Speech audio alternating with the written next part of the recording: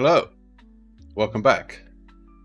I just had a power cut, so we're back in this episode and we're going to be doing some work on the Holomap. And just before the power cut, someone on stream mentioned, like, why don't you just attach the grid to the actual element that you want it to move with? And so we're going to go ahead and do that. And just as a quick context, this is what we're working on. We're working on a division map. I'm just going to move this checklist here. We're just going to change some of these assets around. There we go. So, hi. I'm Renfano. I work at UX Design, and today we're working on a Division style Holomap overlay. We want to get this waypoint system set up, and we want to fix some grid stuff from our last episode that we did. We've got another list of stuff as well, like we want to animate it coming in and out. We want to have the buildings fade towards the edge of the compass, and we want to add some markers as well. So I'm just going to open up the project, which obviously everything crashed because my power got cut. Welcome back, Fetch. Yeah, okay, so let's give this another go. We're just waiting for Unreal to open. So yeah, I'll show you where the grid was at, and I'm gonna close that away there. Let's bring this over. Lo-fi add, it's cool. Unreal Engine, skip the restore.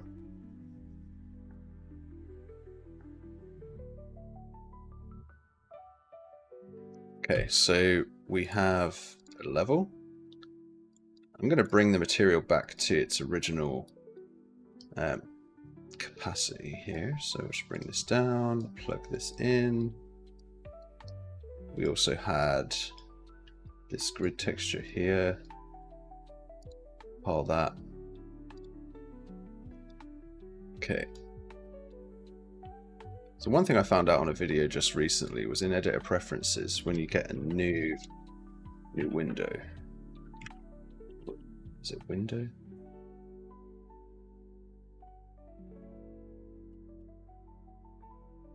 Asset editor, open location, main window.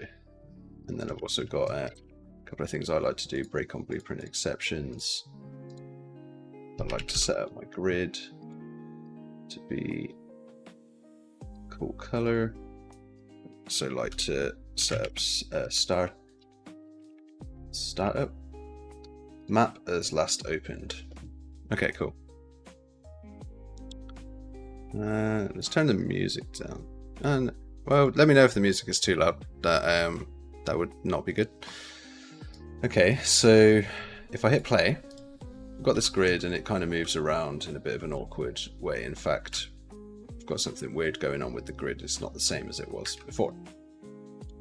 So let's go and have a look at why that might be.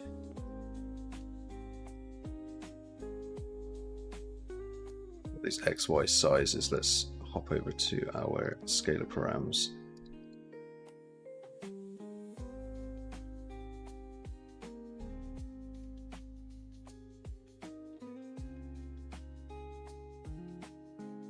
Yeah, I'm not sure why our grid is now kind of strange. It's like really wide. Oh, it might be because the change that we did in the last session carried over. So we have this plane. It was attached to the default route. Let's just hit play again. Reset the scale. Go to the viewport. Yeah, so we've got this little circle that we were drawing. It's now tiny. Try that. Cool. Still kind of messed up. Not 100% sure why my grid is now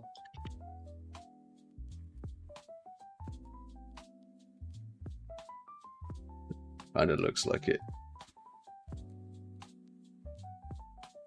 So weird.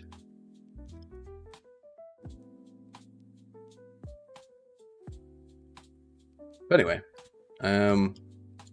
anyway, this grid is wrong. I'm going to attach it to the compass route here.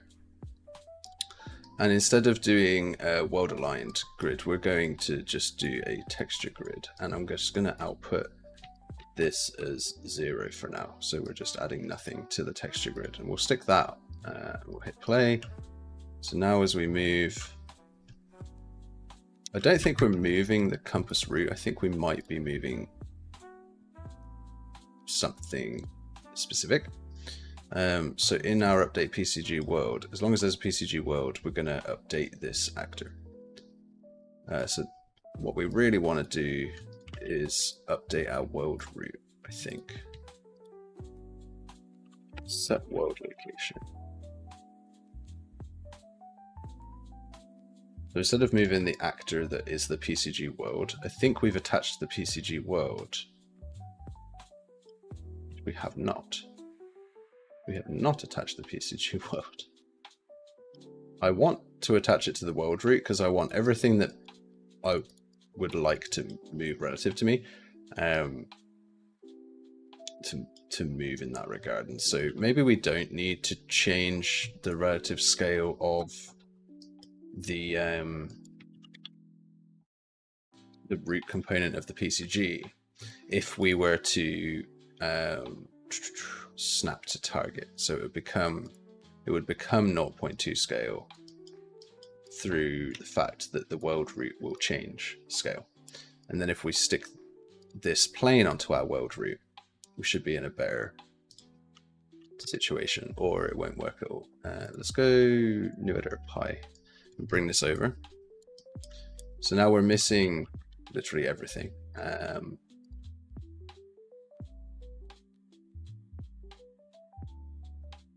If we grab that like that. Now this is rotating with our actor. So what we could do is set this to world rotation.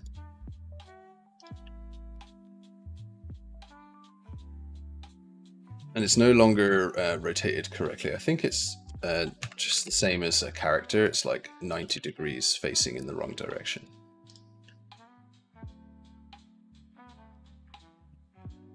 And when we attach our PCG, we're actually keeping world, and we want to snap our rotation.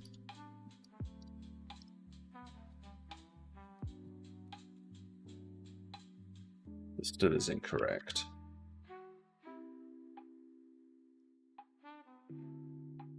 How to tell? Right, okay, I know where I am.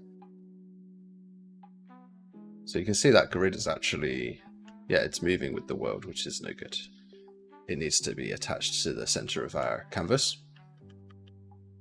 And this is all offset again now. So let's still attempt to fix this up. So when we're updating our world, we're getting our Holomap's location.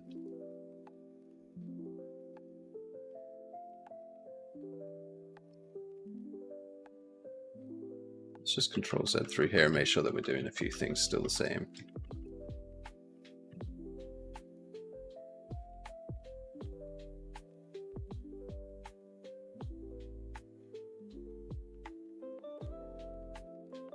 But this is obviously correct. So that's good. We don't want to move this disk. This disk should be rendered exactly where this disk is rendered. Which in this case is just attached to us. This world route is otherwise not used because we're not actually attaching the PCG world to it. Although that would be smart. I feel like that would be smart.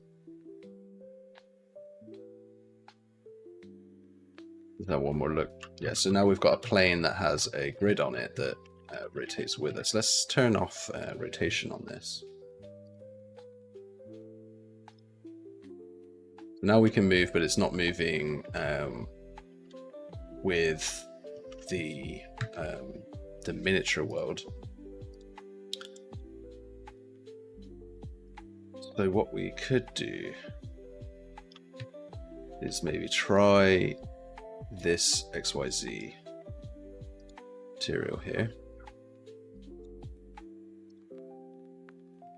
So it moves way too much. So if we were to then multiply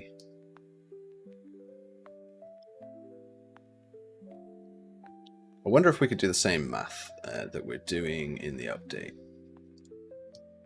Or some form of the same math to basically multiply it by the map scale. Such that it essentially says that we take the object position in world space instead of...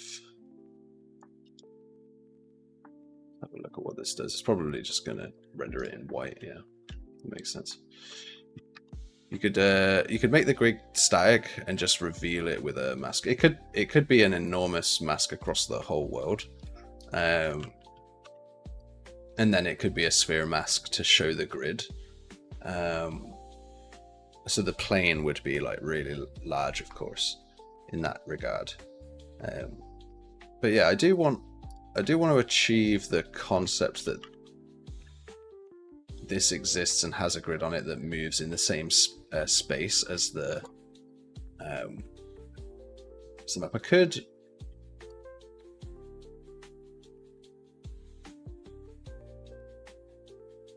no point in attaching it to the PCG that moves because its origin is actually somewhere else, and so that circle will move. So it needs to be static, or the plane that it's on. If I just made a massive plane, that would work. That is a suggestion that would work. Just think about this logically. We have a grid. We now just want to... well, we do want it to be world aligned, sorry. We just need to offset it, I think. Wonder if I can offset it by the actor's position, and then maybe that would... can I negate in here? I don't know if this will work. It doesn't necessarily make sense that it would work.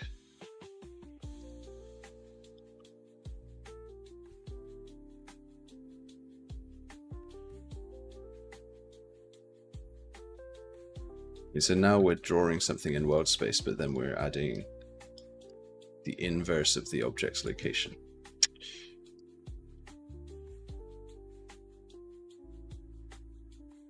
Might do it.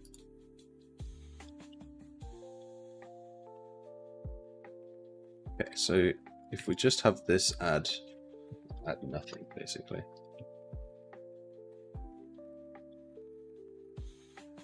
I'm going to quickly open up my old project as a reference, basically, and see what I did in my other project, because I feel like I'm just missing some kind of basic logic.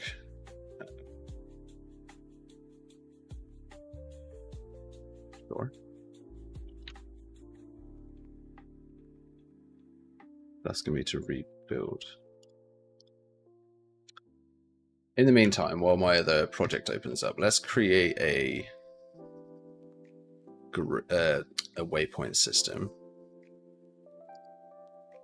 Now it's asking me to build this from source. Switch engine version.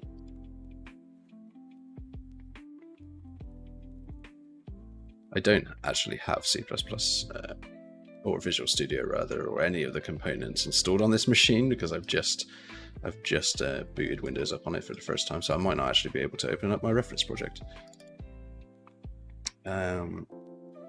Just taking a look over there quickly.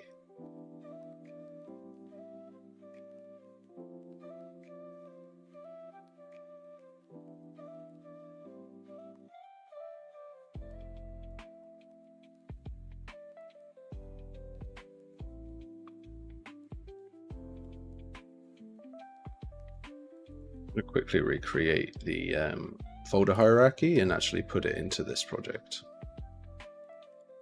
I'll go to content here.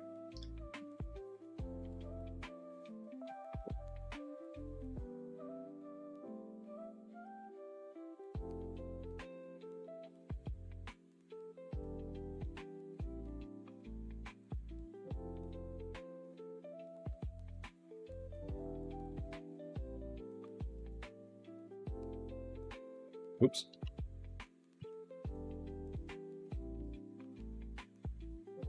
Okay, so in here we have our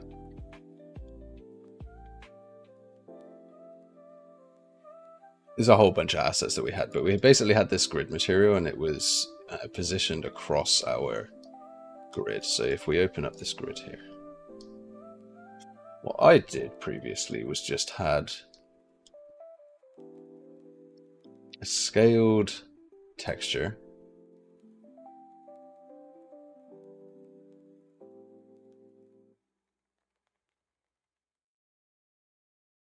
Sphere mask.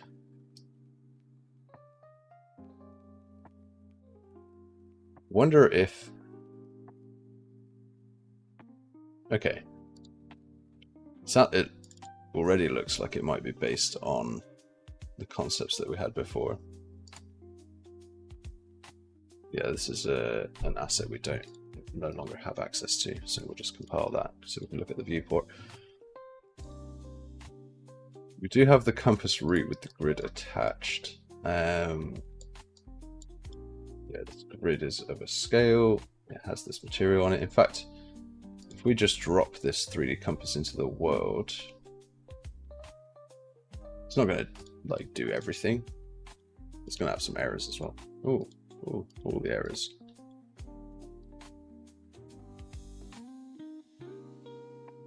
Okay.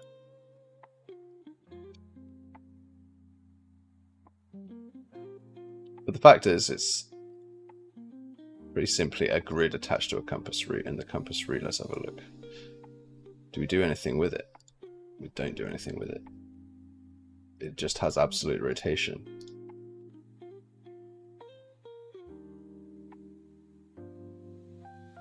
It has a radius. This is for the animation. And this is also for the animation for the grid size. So if we're not moving the compass route and we're not moving the grid, there's nothing in here that moves either of these. Then I get the feeling it's not going to work at all.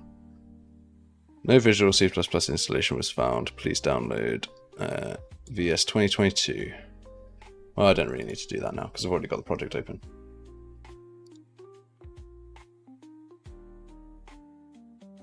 Okay.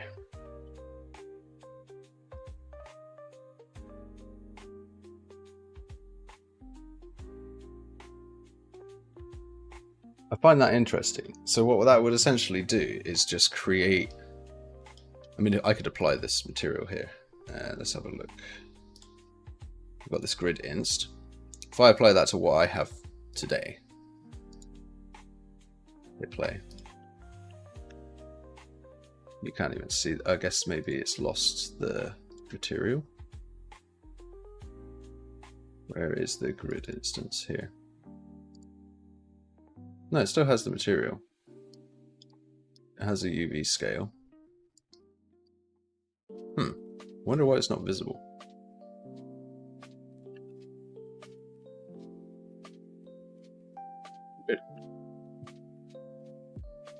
I do have a material there.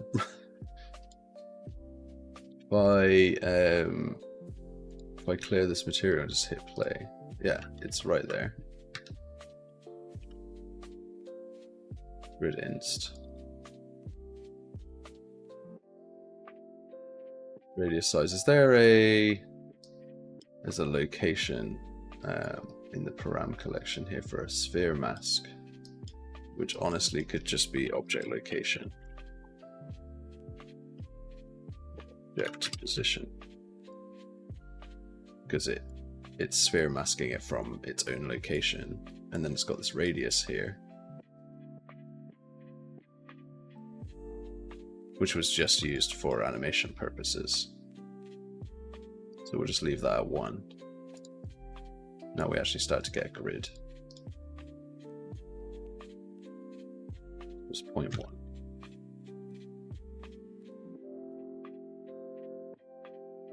Back this out. Need to actually play this through the selected viewport so that we can see it while we play with this variable.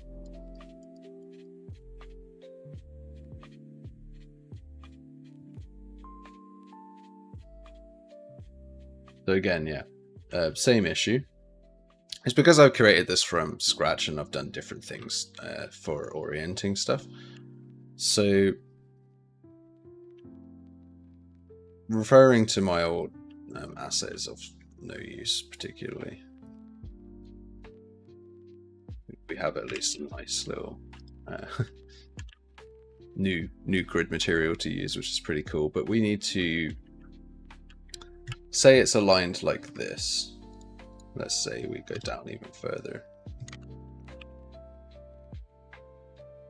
Firstly, we want it to be a world-aligned material in the sense of scale, because we want every one of these to be 1 meter in that world. So let's go back to our own material and apply that here. Close this down. Can bring this out. Hit play. So if we were to say 100, well, it would be 10, right? Now we've got one. If this was the alignment, each one of these cubes that's in our world is a couple of meters wide, right? So let's say we have something like this, and we want to then move this grid with our object as well. We could just add our object's position, potentially. Because currently we're drawing in world space, but we're not respecting our actor's position. So I would have just said add object position to this.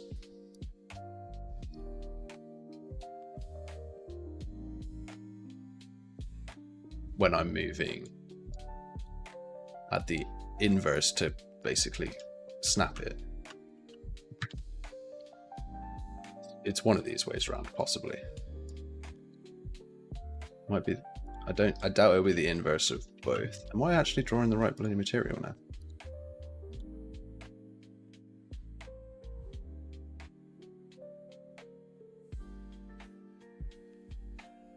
Not quite there.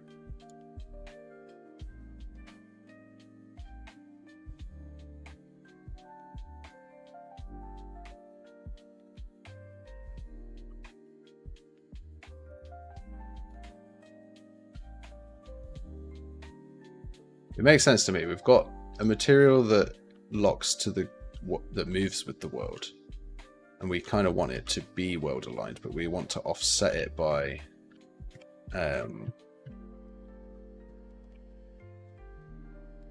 we technically want to, I guess, yeah, we want to offset it by the actor's position that it's attached to, which is actually, I'm using the wrong location possibly. So let's create a material parameter collection. I think I am using the wrong location for this. So we have NPC game. We're going to add a new scalar position, which is going to be our map location. In our update PCG world, let's set that map location to the PCG world's world location, actor location.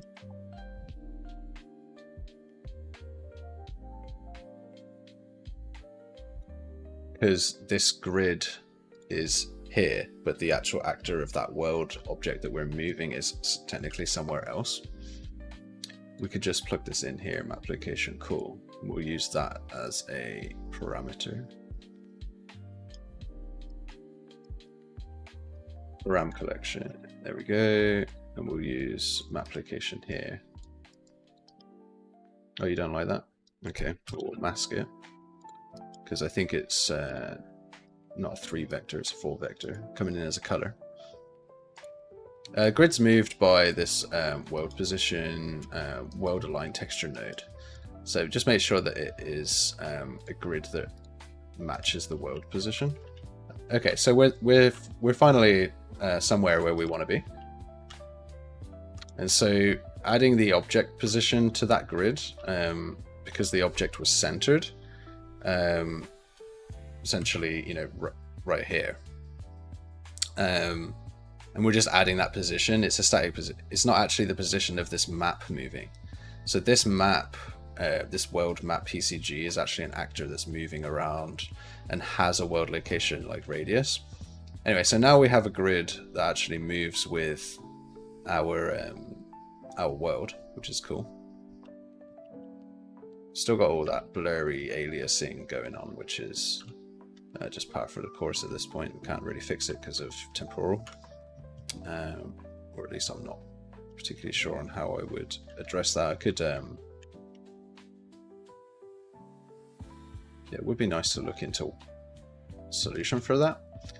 You can always go to the project settings and play with the anti-aliasing method. So at the moment is that. If we go temporal instead,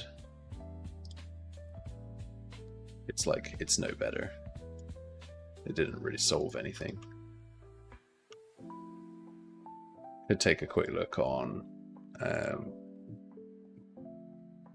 Let's have a quick look over here.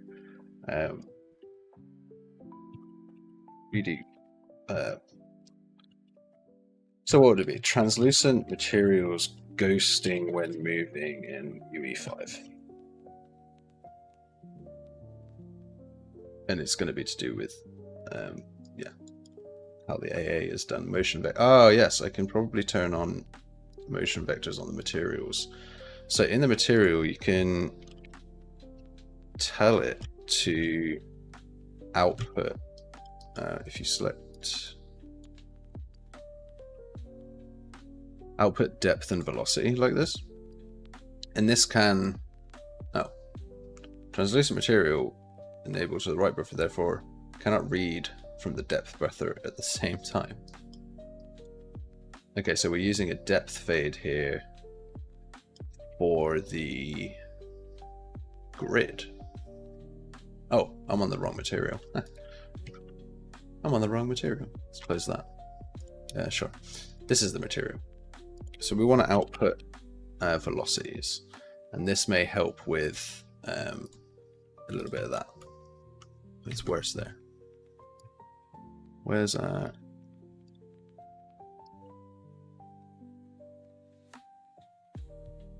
a look on our plane itself.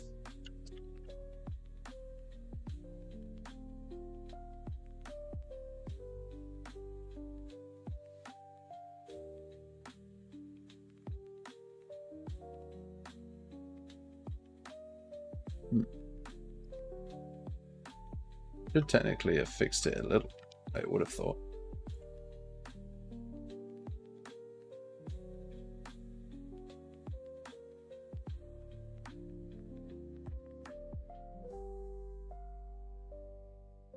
Okay, anyway.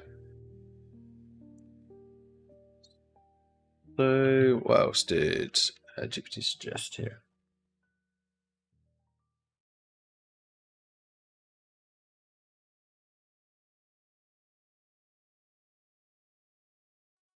Change the anti-aliasing method to something else.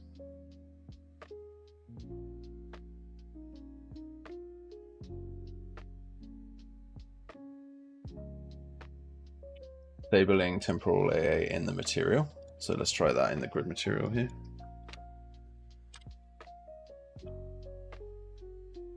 Oh, there's a responsive AA. I don't know if that's going to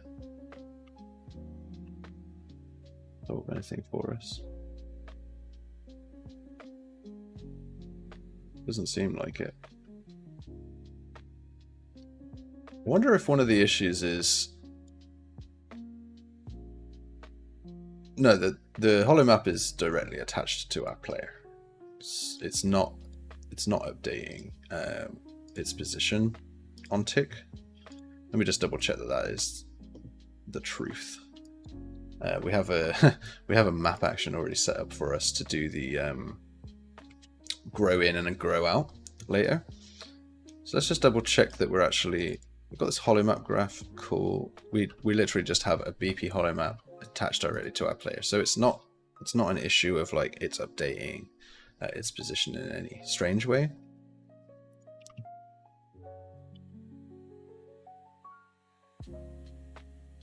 Hidden movement logic.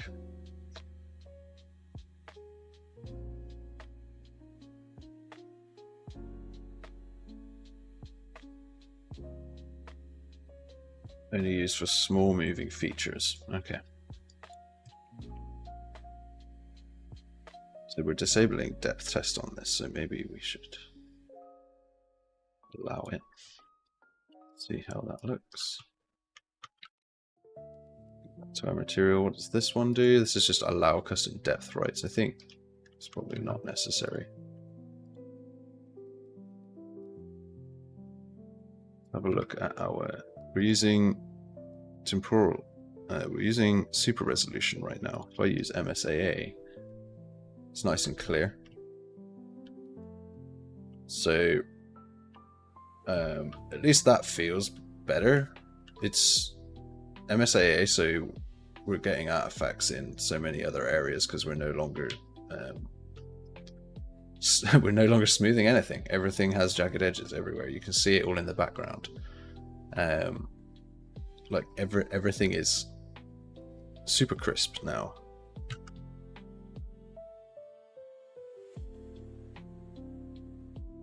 FXAA gets rid of a little bit of the crispy, but keeps our map looking pretty good. So let's get back to having a second larger generated grid in our material, and then we can move on.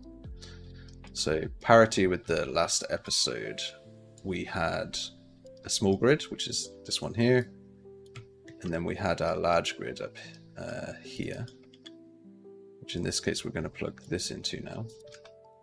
This is our offset world position. Goes in here. One thing that I want to do as well is start categorizing our variables. So we take a look here in group. We've got like large grid, for example, and now we can plug these into large grid. Are there any other variables here? No. Okay, and then for this one, we've got world size. This is small grid.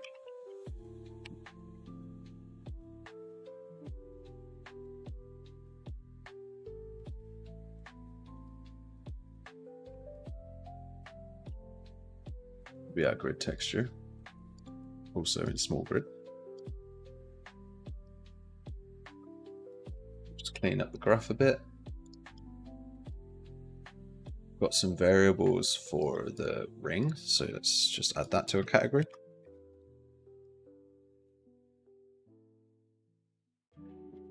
Down here, this is just a straight up circle mask, so it's fine. So we've got this big grid, but it's way too big. So let's open up our material instance. The large grid, its size is way too big. So if we did 1, which essentially we get a small grid every 1 meter. So it's matching up with this grid that we're seeing in the actual world. And then we've got 1 every 10 meters, which is pretty cool. So I'm happy with that. We could do some stuff with the opacity of that grid because it is pretty intense right now. If we just darken this down, this is the small grid color. Probably want to categorize those materials as well. So we've just got straight up color here, which we need 2 colors. We need small grid color. Oh, some typos in here. Small grid color and large grid color. So small grid is just natively going to be darker than our large grid. And then we just want to lerp, which is just the L key. We're going to lerp this using the large grid, which is the generated grid. And A is 1, so it should be like this.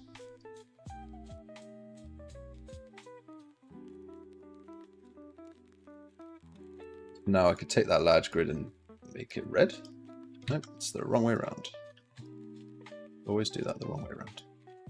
Someone told me last time you could just press Ctrl A. If alpha is 0, the first input is used. So I'm using the generated grid as the mask. which means it should be one. Yeah, white. Okay, so yeah, this is the large grid. So it's red there, and then we've got a small grid color, you know, and it could be just something else, pink. It's not doing a great job of masking that, honestly. Also getting some flashes on our main material, which is a new artifact that we're experiencing. Which isn't awesome. Anyway, so we want these to be white. I'm gonna bring this right down. This to be white. That'll do.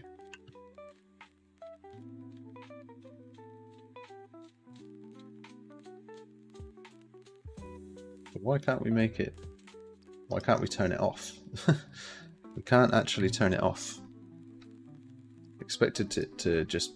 Oh, right, yeah. I know what's going on. Possibly. This isn't clamped. Or saturated. You could use saturated.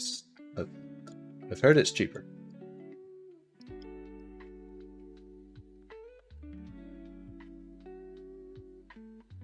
That didn't solve the problem. So that's interesting.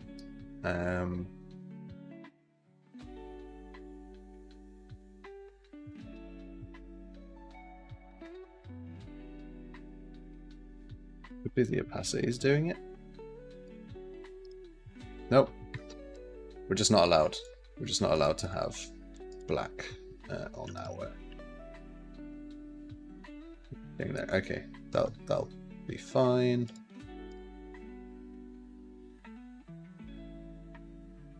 Sure. Let's tick that off on our Photoshop checklist.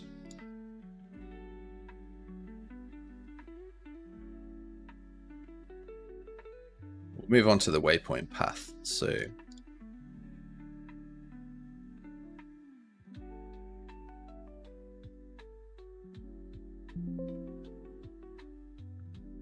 okay, so we have now got our grid aligned to our miniature world that we're moving around. And the next thing that we'll do is make sure that we are able to draw paths along this.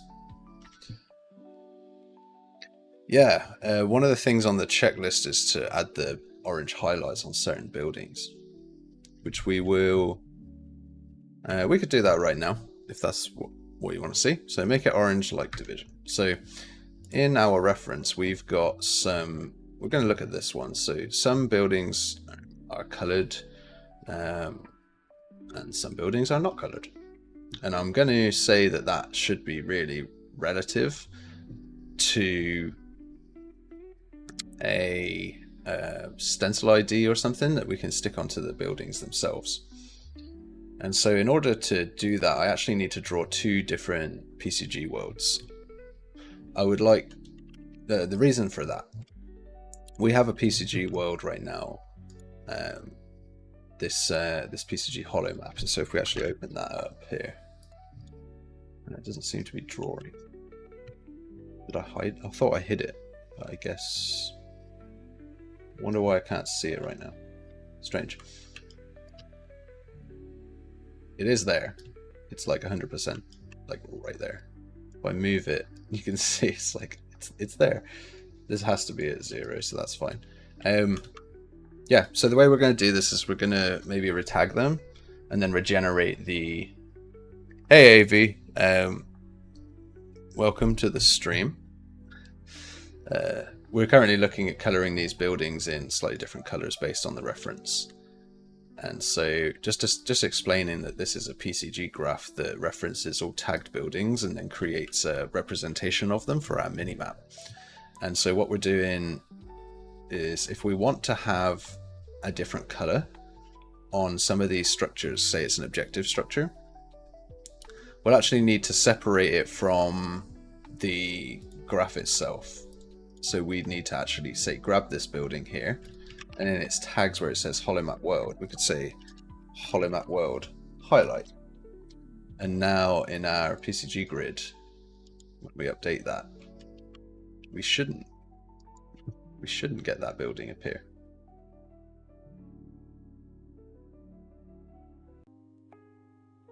But we do, because of course we do. It did just change the tag on this, did I not? Holomap world highlight.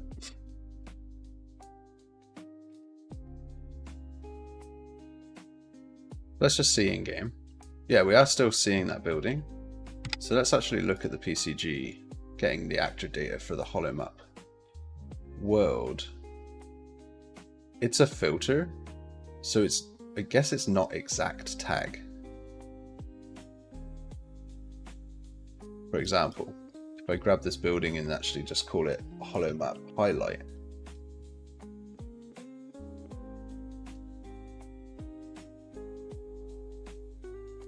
nope, it still picks up that asset, despite it no longer having the tag.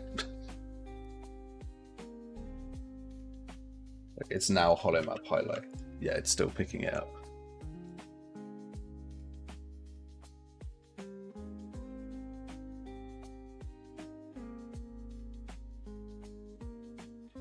How bizarre.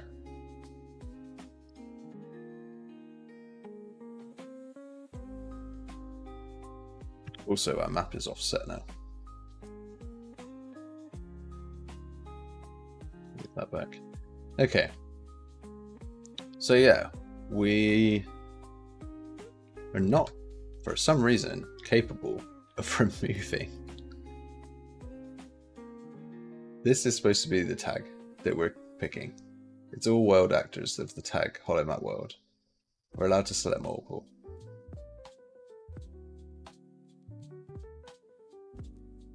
How weird. Because we've definitely changed. Just hide that. You, sir, you are under scrutiny now. Holomap highlight. I'm just going to delete your tag entirely.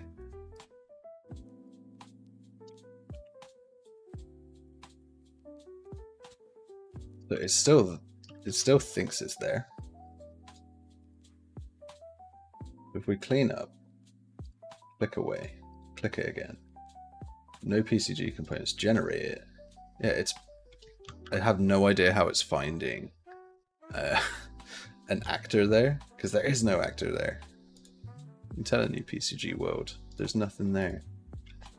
What we'll do is we'll delete it. I think there's some sort of weird caching issue going on. Nope, if I create a new one, it still finds a mesh in that location somehow. So let's make sure visibility show all actors. Let's make sure that there's not actually an actor there. So there definitely is not an actor there. So that's good. This is our world that we've been playing with.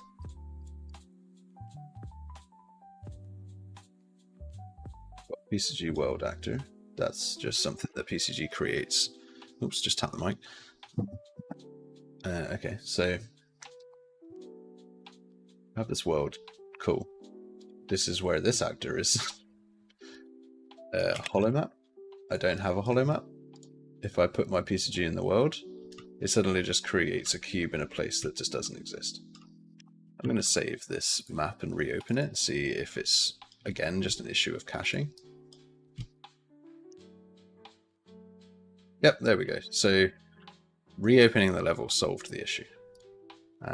And so that's a problem with Unreal. So let's add a tag to this. We'll just say it's Holomap highlight instead of like the generic world. And we'll create a new actor data here. That'll be our Holomap highlight. And for the material that we apply to this mesh, we'll use the modified instance, which will be inst highlight. So we can save that, plug that in. Make sure we change this to be the color that we want. So let's jump into the level. Stop here. What's going on? Ah, right, yes, it needs to have a tag. on the Holo world for that to work. Actor tag, PCG world, cool. Okay. Now we get nothing. Let's make sure that our Holomap world is at 0, because that's an important part of this. That's no longer working, which is just awesome. We are getting a world. Let's just scale this down. Disable. It's not movable, so it needs to be movable. There we go. A whole bunch of different things there. So let's actually make sure that that's coded as part of this.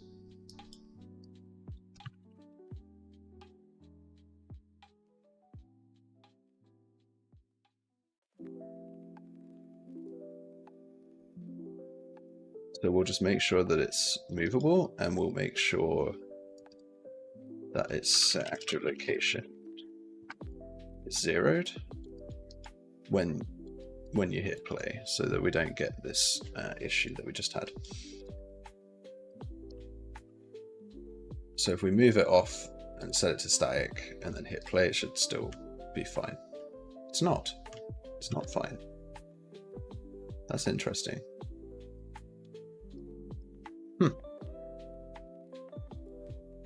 Well then, we'll leave the errors. At least the errors tell you what to do.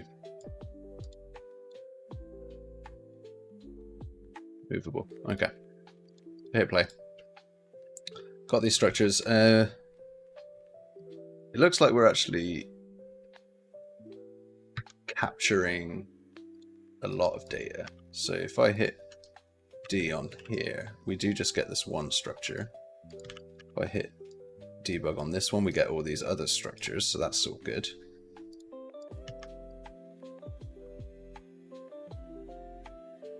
If I disable these and hit play,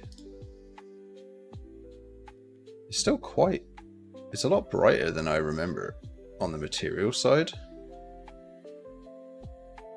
which I find interesting. It's like a lot brighter than I remember. I'm going to take this, just turn the strength down. Yeah. Sure.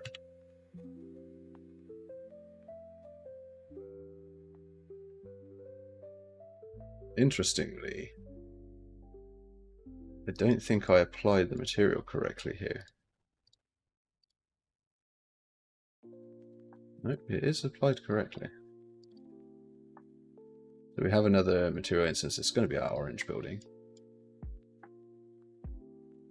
Oh, that's the line color. There we go.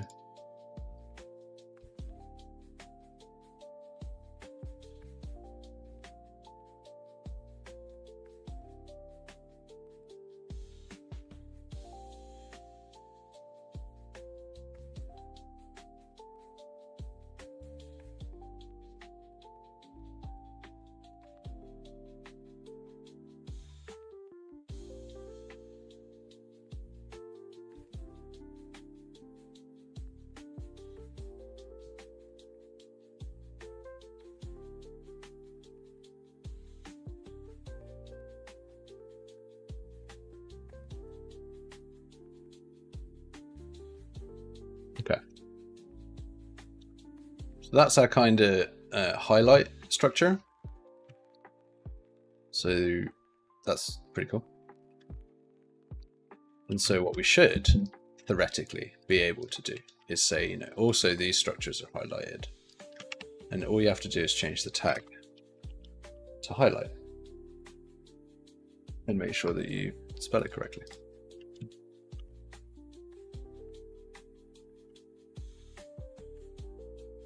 Which, as we know from previous experience, doesn't work until you reopen the level.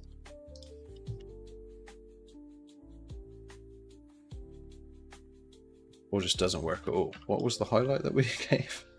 What was the name that we gave to that? Holomap highlight.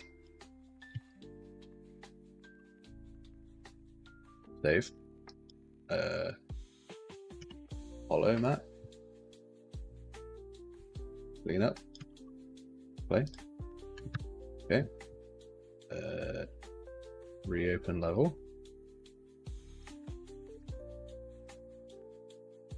Regen. Play. Yep. Holomap. Generate. Play. There we go. So we've got 2 orange buildings over there. Now, so the next thing, or one of the things that I said I wanted to do as well, is this hard mask. I'm not super keen on the like extreme hard mask that we're getting. The material is assigned, it's a PCG issue. So crazy guys in the chat saying maybe the material is not assigning. Could be the case that the material is not assigning, but that doesn't make sense because we have. Let's do it one more time. So let's take this building over here and just change the tag. So we change this to Holomap highlight. Save the map. Press play. So as we move over here, we wanted one of these buildings that we can. Whoop, there's a lot of assets in the way. There's a lot of assets. Let's do a different building. Let's do this cube here. Be a little bit closer to us. So we've got this cube over here, and this cube should now be orange. By virtue of being part of a different HISM within our holomap. We've got 2 HISMs being created by our holomap. And if we click on this asset, we can actually click on HISM 1. We can see it actually includes this cube still. If I don't click anything here, let's go HISM 0. So you can see here it's the orange ones. So this structure, and this structure is inside the first HISM, and the first HISM's material is the orange material. The second HISM is the rest of the structures. You can see they're all orange highlighted. This one is actually still inside this HISM. It's still in there, and it's still having this applied to it. So if I come into the PCG and I say, okay, something's messed up, clean up the PCG. You can see now there's no HISMs at the bottom here. So I could even go one further and clean up on this this component as well. But I think it's like the same thing. So now, if I hit generate, I get 2 HISMs again. I click the first HISM, it's still only this one and these 2 are orange. I click on this one, and it's everything, including the one that we just changed the tag of. Now, if I reopen the level and take a look at that again, so we look at the first one, it's still only these 3, it's not this one. This still has everything assigned. Okay, so I clean it up, save the level, reopen the level, hit the holomap, generate, take a look at my 2 HISMs. Now I've actually got this cube, and I didn't do anything. I just reloaded the map, regenerated it, right? So the material is assigned to the HISM that are tagged. The second HISM that is just the world is also correctly tagged and also has the correct material. However, there's some sort of bug in Unreal there. I think we might be able to agree. There's a bug in Unreal. Or I'm not using those cleanup buttons correctly. It's a shame. It's a shame that that's the process. But what that means we have is highlightable structures, which is cool. So if we go look at our reference, we've got these cool highlights. These are actually like a real nice burned orange. So maybe we'll go and see if we can get something a little more like that. Like a really burnt, sort of reddish. Which color going on? Whoa. That's not what I wanted.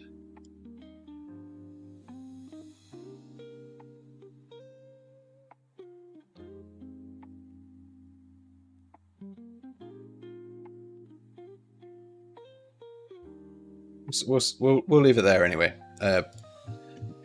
It's a material, it's applied uniquely to a mesh in the world, and now you're able to maybe even play with that material. You could even animate the lines if you wanted to give it a lot more obviousness, I guess. Yeah, a PCG bug, right?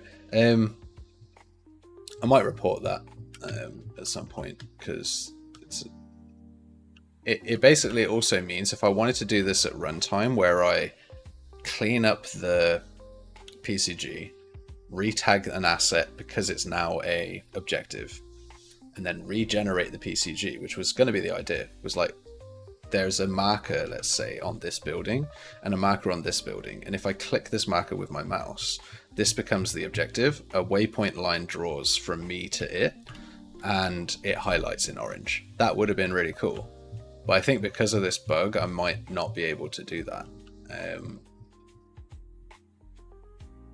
We can test the theory about whether that's going to be a problem. So let's create a custom event. It's just called randomize orange. We should have a PCG world here. We'll set a timer by an event to call this. Well, actually, we'll do create event. We'll do randomize orange. It's a looping timer that happens every, say, 1 second. We'll just do that on begin play. So this is just a quick test to see what happens. Essentially, we clean up this PCG component. We remove the components and save. Save? Probably not a great idea. Anyway, and then we're going to generate again afterwards, and we'll force generate. But before we do that, we'll get all actors of class. Or get all actors of tag with tag. Get all actors with tag, and it will be a Holomap world. We'll also get all actors with Holomap highlight. Promote this to a variable quickly, just called test actors, and then we'll append the other array.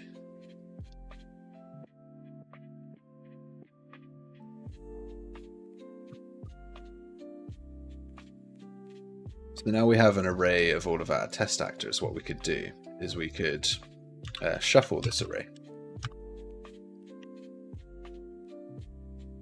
And then do a quick for each loop. Set the actor tag.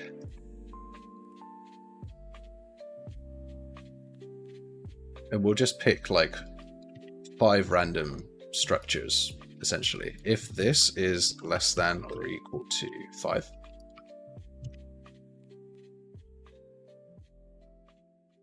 selector off of here. If it's less than or equal to 5, we'll call it Holomap highlight, and if not, we'll call it Holomap world. So that sets up all the tags. It just randomly picks buildings for now, just to save us, you know, in the future we would do like some mission-based selection logic. I just want to know if this is going to work ahead of time. Okay, so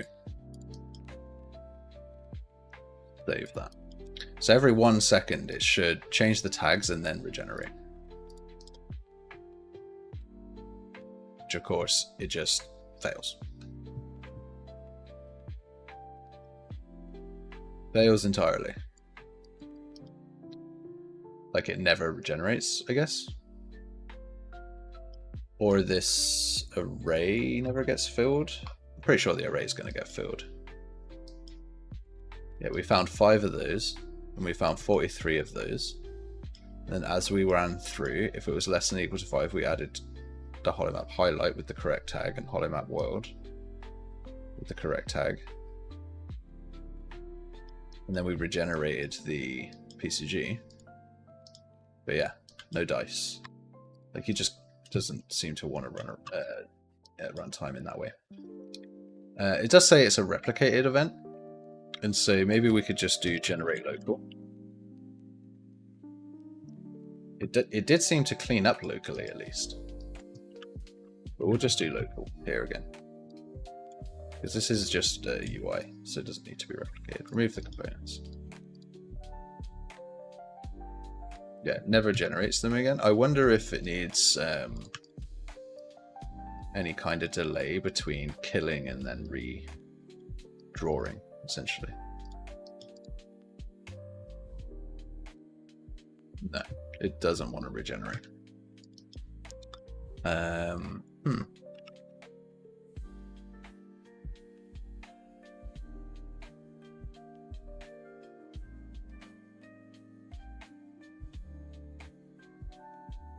Not good. Not good. Why doesn't that work? PCG won't generate at runtime when using Blueprint. V5.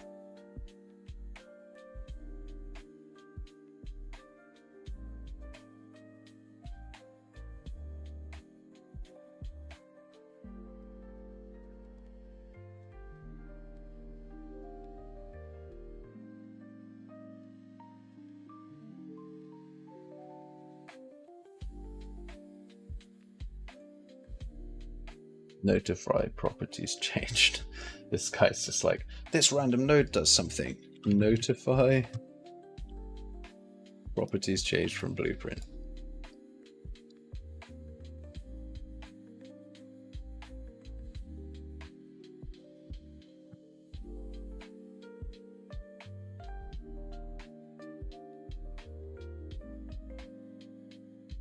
But it makes it dirty, basically.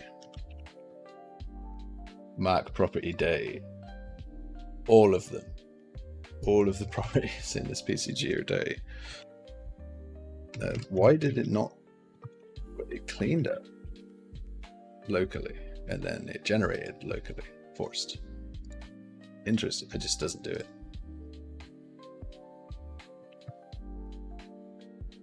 Wild. Is there something in the PCG that you're supposed to hit, like a graph setting?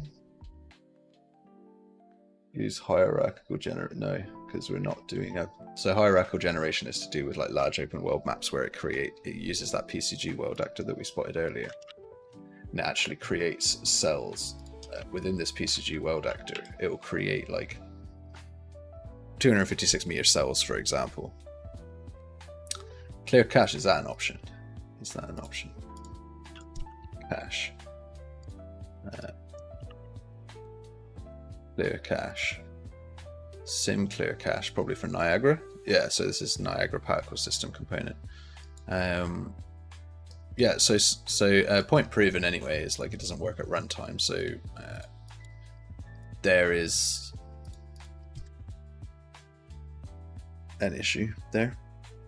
I mean, this actually breaks some of my old PCGs that I have on a project that I'm running right now. If I updated it to 5.6, it would actually break the project in some ways, because I'm doing a I've got a game where, well, I haven't worked on it in a while, but there was a game that I worked on where I had cars in a city that were generated randomly. A seed was selected and it would create those cars differently across this dystopian zombie city, and it would run this exact similar sort of format.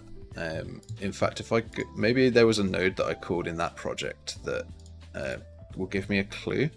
So let me just go pop into that project on my other screen here. We'll take a look into what was this project called? There we go. We've got some PCG.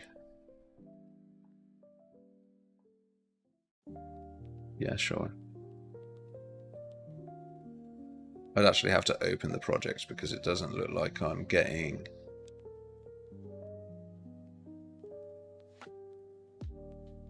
blueprints that I want.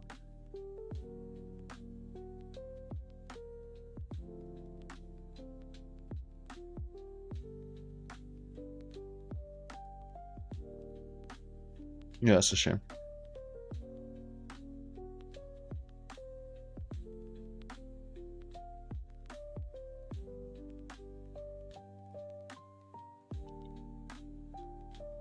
Take another look at Google.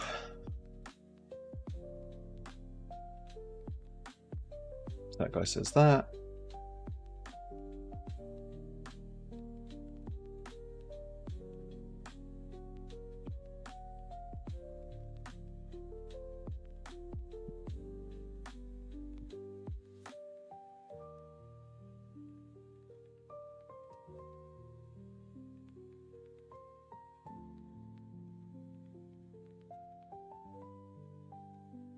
Aha. Aha. A clue. A clue.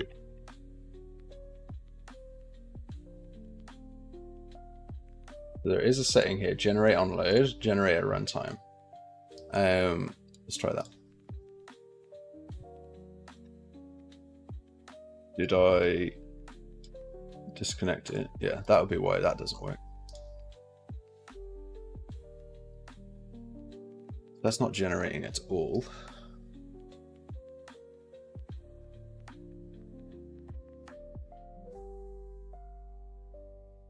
Just save everything here.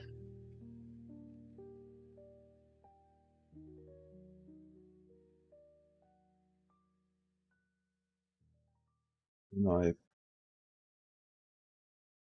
have it generate on demand. Clean up generate. Cool. It's not generating on demand. It's not generating on demand at all. What if we just call straight up PCG generate?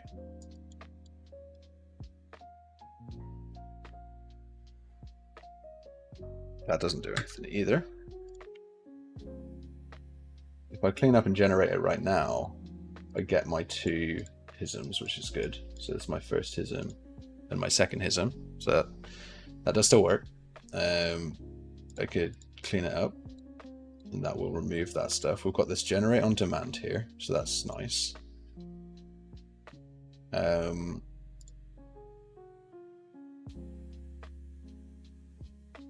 That's deprecated, so I shouldn't need to worry about it. Editing settings, normal, serialize, regenerate PCG volume in editor.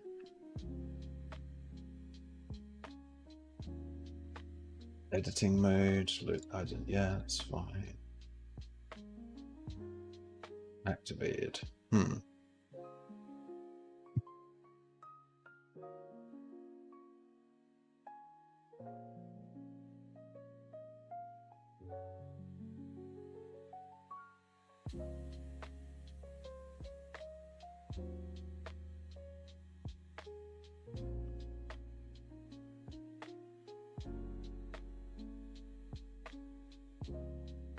Theme component, I don't.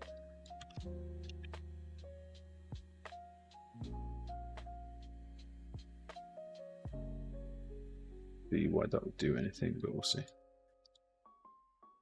Oops.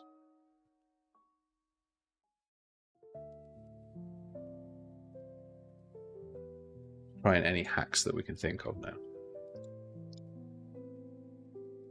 Amazing. Amazing that just doesn't do anything.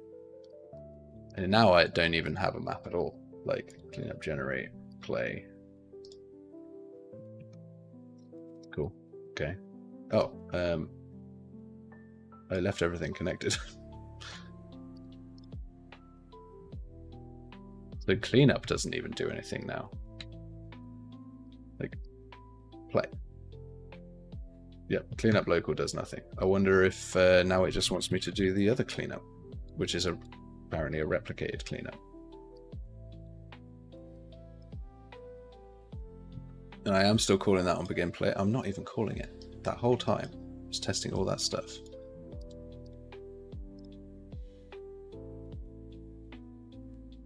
So, okay.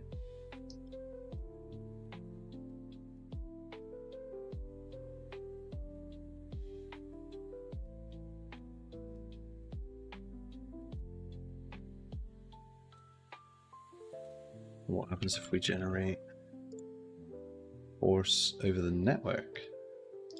What happens then? Nothing.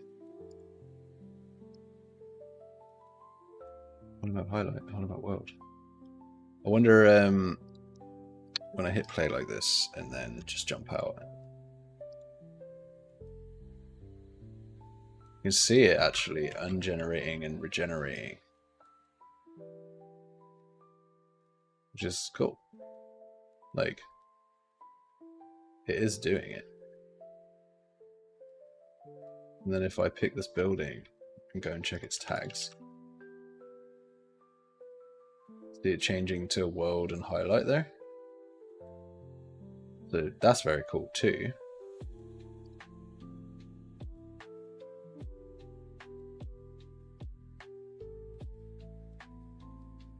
So we've got, yeah, so we've got this building, 1, 2, 3, 4, 5. Actually, we have 6, possibly 6 buildings or 6 structures that have that tag, and then all the rest of the structures do not have the highlight tag. But we have got a correct number of structures with the tag, so that is actually working. And then I guess what might be happening when I init this PCG world here, this root component scale isn't being reset maybe? And maybe when we're running the logic, it's just not working because we're not doing that. So let's try that.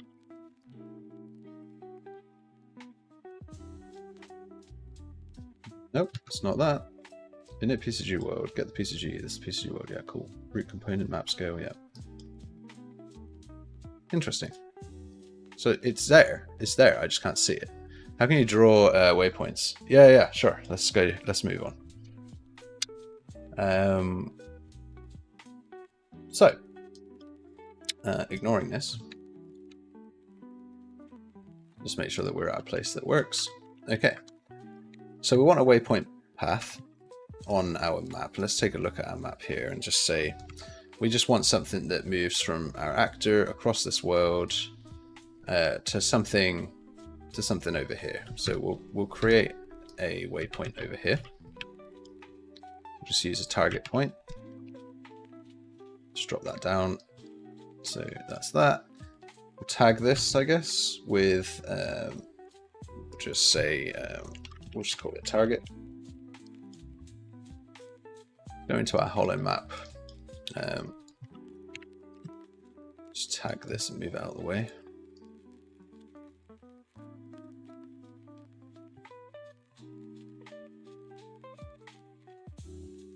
Okay. So for our world, draw a waypoint. So we need to get that actor. Get actor tag. Get actors of class with tag. It's target and it's a target point. And we only have one for now. So however you need to get your waypoints, you can do it in different ways. I'm just going to get the one. I'm going to cut this and make a new function. So we'll just call it init waypoint path. We'll call that on begin play. So to init the waypoint path, we're going to grab the target. We'll promote that to a local variable I waypoint. And then we can find path asynchronously or synchronously. Find path to actor. It's this actor, and the goal star is the actor location of this actor, which is the compass.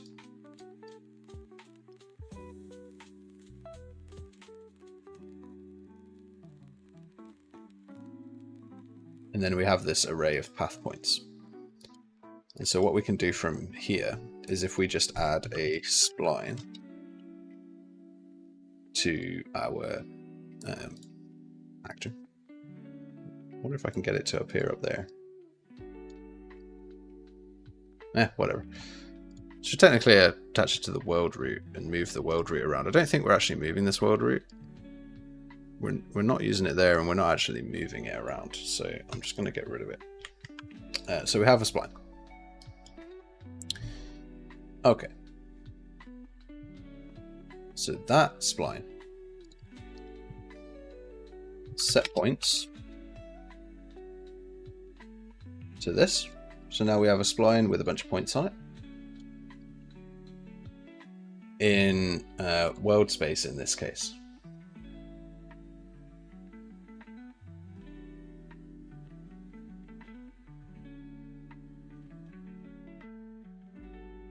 And then we're going to draw some meshes along it.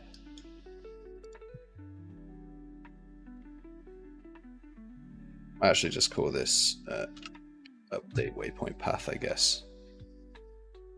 And we'll just put everything about updating the waypoint path in here. So the first section of this is get path points.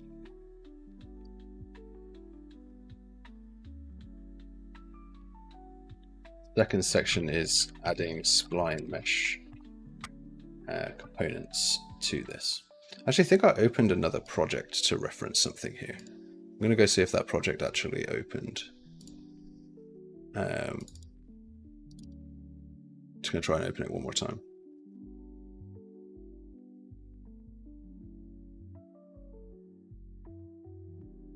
Notepad.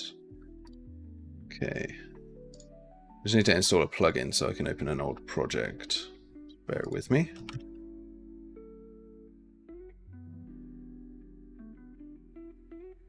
Okay.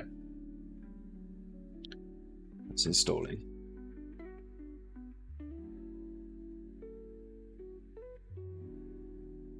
Instead of doing the old method of adding a spline mesh component, I'm going to try and use PCG, although I'm not convinced. It's a good idea, based on all the issues we've just had with PCG. But there is a nice new way of doing PCG using, or doing spline meshes through PCG that I would like to explore. I would like to see if that works. And so we can find out on stream together if it's completely broken. Otherwise, we'll just create a spline mesh components and we'll just draw a cylinder down those path points. Another option, now that we have these path points, is we could power a Niagara effect using those path points. So we could draw a path with Niagara. So let's go and open up Niagara path using vector array UE5. Use a Niagara ribbon to show projectile path. I'm wondering if that's just like a trail that emits from a location as it moves, rather than an array of vectors. We can find out here. We do have an array interface. We do have an input called positions. It's an array interface. And a link order. So I could follow this tutorial and we see this path here. I'll leave this open. So we could use this as well as another option, and that actually is nicer than what I'm about to do. Of course, our other project is taking ages to load, so I'm actually just going to cancel it, and we'll do it the Niagara. Well, we'll do it this way, and then maybe we'll look at the Niagara way. So what we do is we get spline points, get number of spline points -1.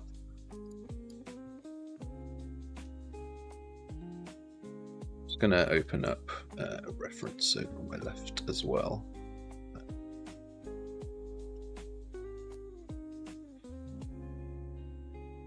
So we loop through this array. Points. This will just be draw line. And what we'll do is we'll draw it in world space, and then we'll actually attach it to, we'll start moving it and scaling it, right?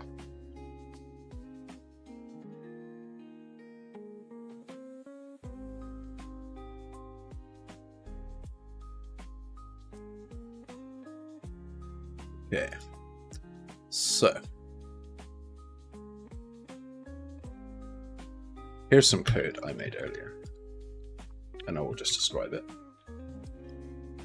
It's going to save us some time that we lost looking into PCG and other stuff, finding some bugs that we can't fix. We have this pips here. I don't really care about the pips for now. I actually just don't care about the pips, so we'll get rid of that. We've got these spline meshes here. We want to reverse through these and destroy these components every time that we refresh the line, because we do need to refresh the line as you move, which is why I prefer doing it, the concept of doing it with Niagara. and then we would clear this array as well. So let's just move that before this. Then I'll explain what we're doing. This function. So we found the asynchronous path. We have set some spline points. We clear any previously created spline meshes that we've drawn along that spline. And we've cleared that array so that we can re-add to it later and it's clean. We go through the number of spline points, and for each one we add a spline mesh component. And so this is just a cylinder. And we'll need to play with the scaling of this cylinder. Looking at my reference quickly, we actually had a line segment. Line segment. So we have the cylinder line segment here, which is a nice material. We have some logic like it's X forward, for example. We set the start and end based on each of those spline points. So you'll find this logic online in other tutorials, but you know, you can just look at this and this is how it works. And we update the mesh here. And we just draw that spline. So let's make sure that this has like a really obvious material. So if we go to our Holomap, just go to materials, m_waypoint line.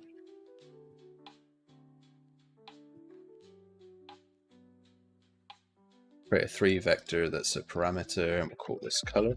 We'll just plug this into our emissive. We'll make sure that this material is a unlit material, and that this color is something really obvious, like burnt orange. A little bit more burnt for my taste. There we go. We'll create an instance for this. We'll go and apply that to our, yes, please do apply the Holomap grid. We'll apply that to our line material here. So now if we hit play, we should just get a line straight across our world.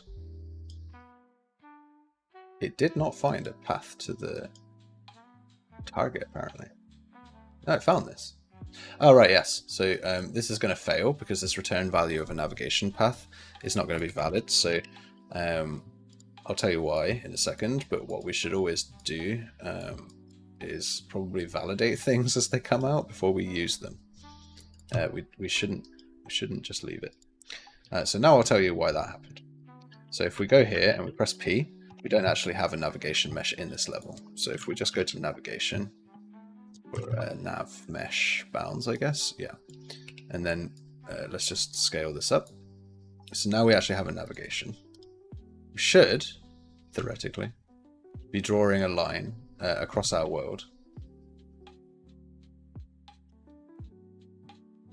which I don't see a line at all. We do have a spline coming out from us here, which is cool. Not what exactly we wanted. So now it's facing, so you can actually see this is the path to get me to that location. But it's not actually drawing a line down it, I don't think.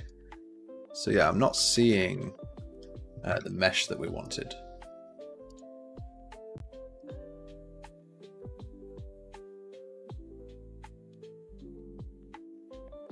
Yeah, we are coming down here and doing this. So let's have a look at whether this ever gets hit. So it does get hit. We have a couple of points that we're going to draw this mesh along. It's this mesh. It's this. We're going to update the mesh. Cool. So let's just hit F8. Oh, can't hit F8 in that case. Hit F8. Take a look at our character. Holomap in particular. Should have a spline here. I don't see a spline. Look, I don't see a spline mesh component.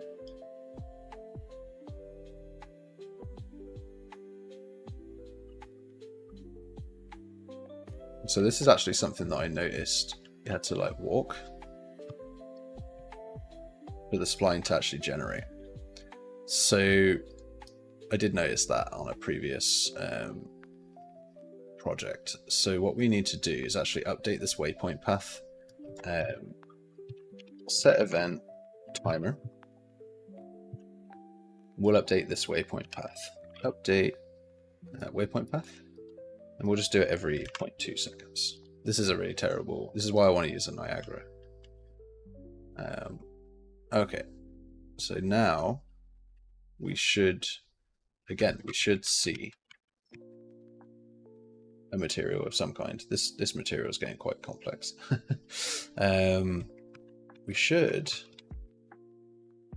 see a path. Oh, it's not looping, so it does need to be looping.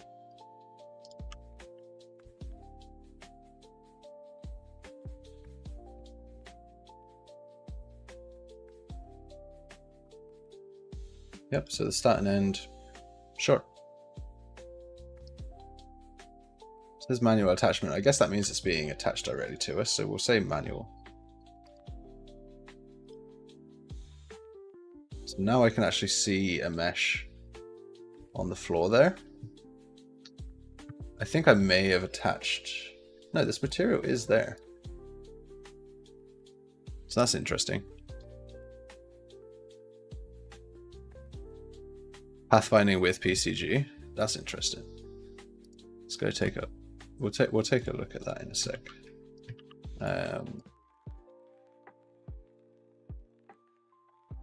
Just we'd have to feed it with a location. And we want it to generate and ungenerate. So I do have a path now.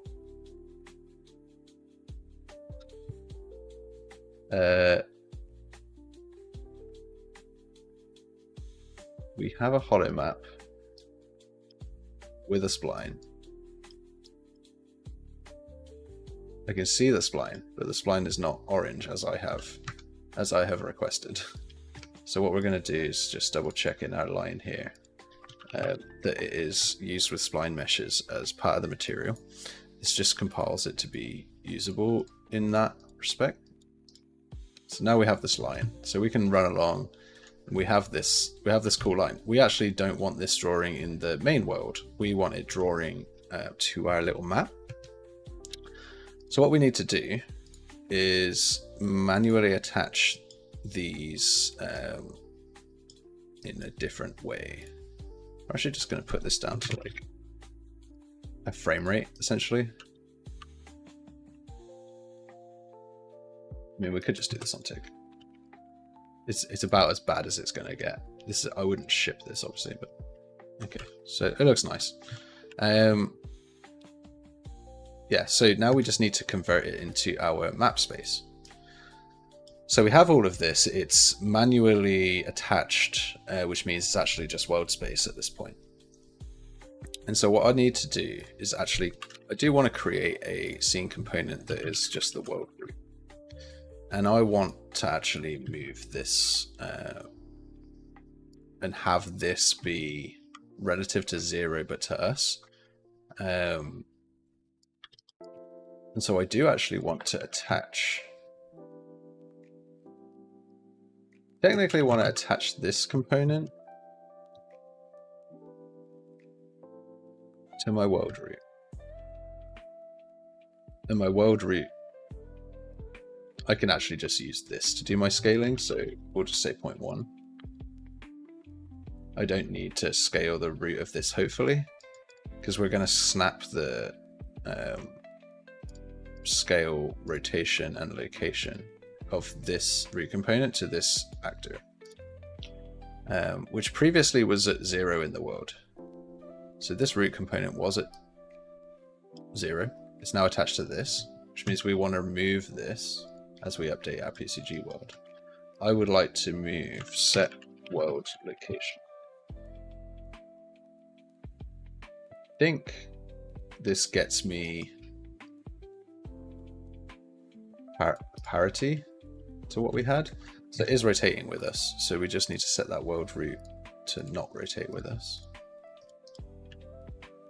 But yeah, now we've got this like essentially a parity system to what we had prior to any changes, where we now have a world root that rotates and moves, which means that we can add other world-based things to it, and they'll also scale down and behave in the way that we want, which makes things a lot easier.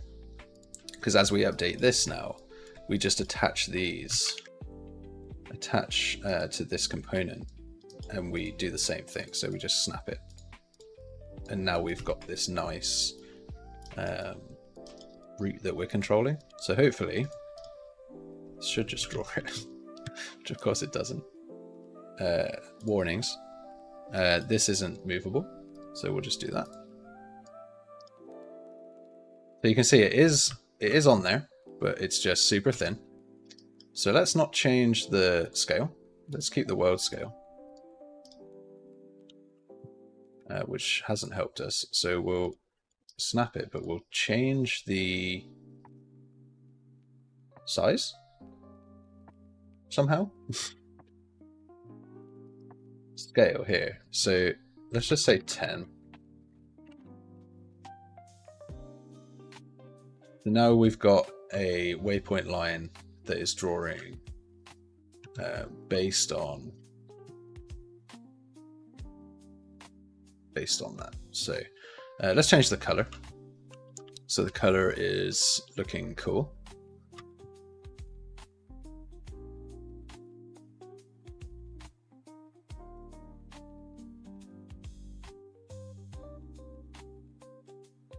So we've got a, let's just close this and play in this view. It's just not the right color to the rest of our scene. So yeah, we want something like that burnt orange. So that's our waypoint line set up. And if we move around, the waypoint line will change based on where we're at. One thing I don't like is that our buildings are being cut. So let's go and change that now as well. So we've got that building material that we had 2 instances of, which is this Holomap city.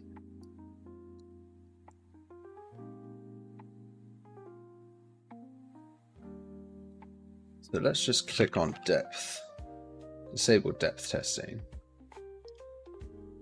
And so now we're able to see it through the walls, which is nice. You can see that. We can't see our waypoint line or our grid through the buildings. So let's update those as well. So we have our waypoint line. This essentially needs to be now translucent, 1 opacity, but also disable depth. So now we can see our grid line through structures as well. So that's nice. And then the last thing was our grid. So we've got grid material here. So if we just disable depth test on this, we'll probably get some arguments. No? Okay, cool. So now our grid is also drawing through there. So it doesn't matter where we are when we have this grid open, we're able to actually read it. It's not going to clip through these. So let's update our Photoshop doc to mention that we have finished another section of this.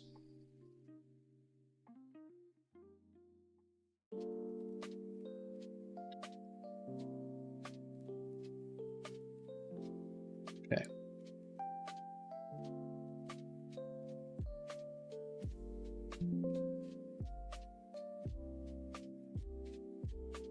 So we want to animate the map in and out. So let's play with that quickly. So turn the nav mesh off. This Holomap, we just need a animated event, right? So we'll use a timeline for that. We'll just call it the show anim. And I'm going to use a quick way that I always do this, which is just an alpha. 0 to 1.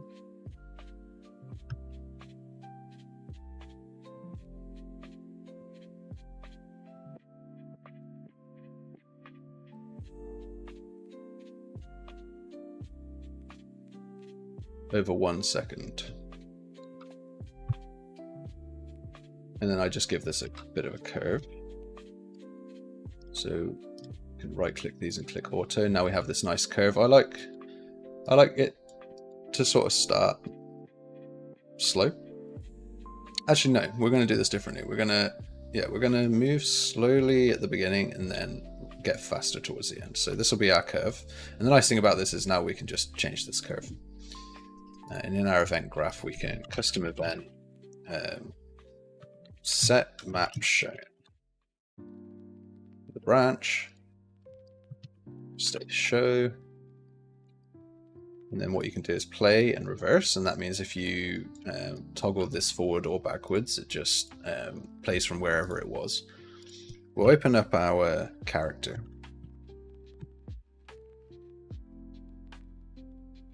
We actually had this map input here that we already had, so we can get our child actor of the Holomap that we've dropped into our character. Pass this to Holomap. Set map shown, and so this will just be every time that you press this button, we'll actually toggle this. So let's just, for now, let's just do a flip-flop. This isn't always the best way to do this. Just generally isn't the best way to do this. You'd want to store a variable and actually have a setter and a getter. In fact, I could do that right here. Let's just promote this to a variable. And we'll just call it shown. Could also call it open if you wanted. Could do a not equals here. So as long as the incoming variable is not equal, then we'll update this. Just like a sort of binary check. Don't want to do it if I don't need to. Okay, so that runs, and then we'll do some logic on here. So we'll take the, we've got the PCG attached to our world root. We've got our spline attached technically to our world root. It's not actually attached, which isn't great. And our plane, which is also not attached to our world root. We don't want it to be attached to our world root. We want it to be attached to us. So we'll have to animate our plane and our compass. We'll have to actually animate pretty much most of this. So we could just do actor scale. So set actor scale 3D. And we'll just use this. So if we're going forward, we move towards 1. If we're going backwards, we move towards 0. So that's going to change it over 1 second. And so what we can do in our third person character here is just set the scale of this to be 0 by default. So if we look in the viewport, we don't have one. Then we can open it, and it should animate. I've obviously done something wrong. I didn't do it on B, I guess.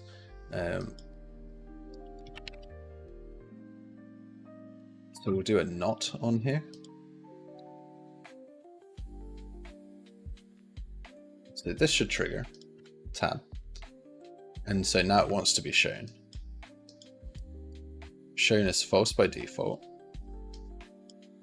Well, it should at least have reached that point. Yeah.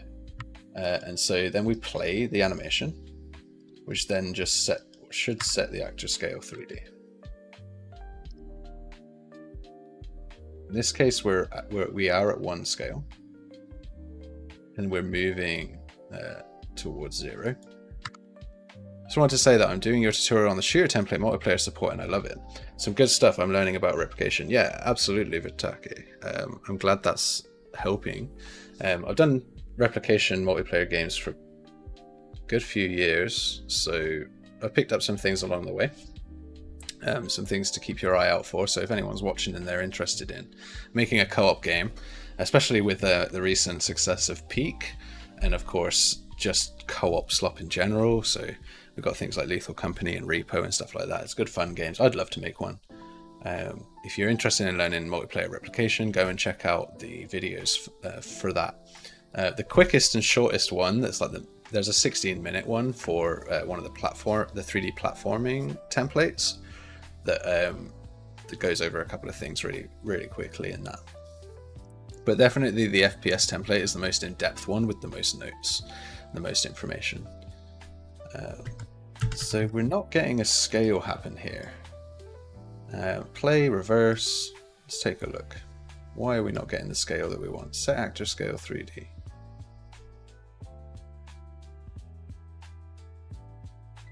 Not cool, man. We've got 0 to 1.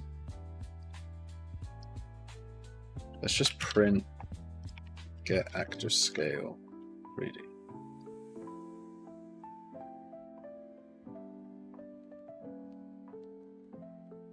Never actually changing. Play, reverse.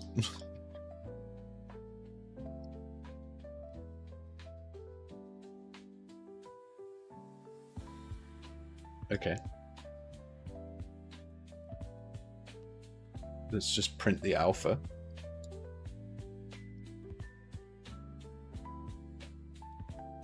Okay.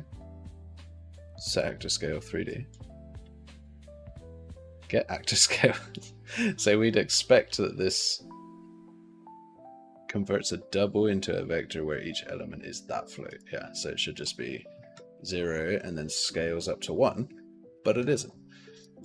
So let's just do a alpha vlerp, vector lerp, using this alpha, and we'll just move, I think it's just move towards 1. I hate this. I always get this the wrong way around.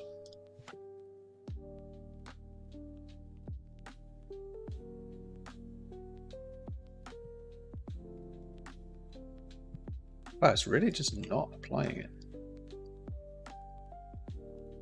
Set the actor's world space scale. Scale. References. Got the holomap here. Cool. What's the problem?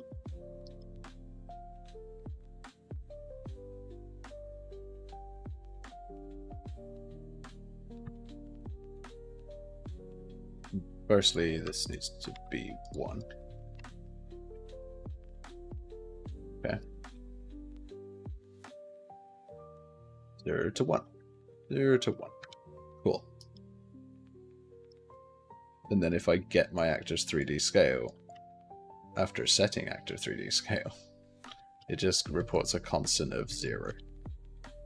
It's just wonderful. Why would you do that?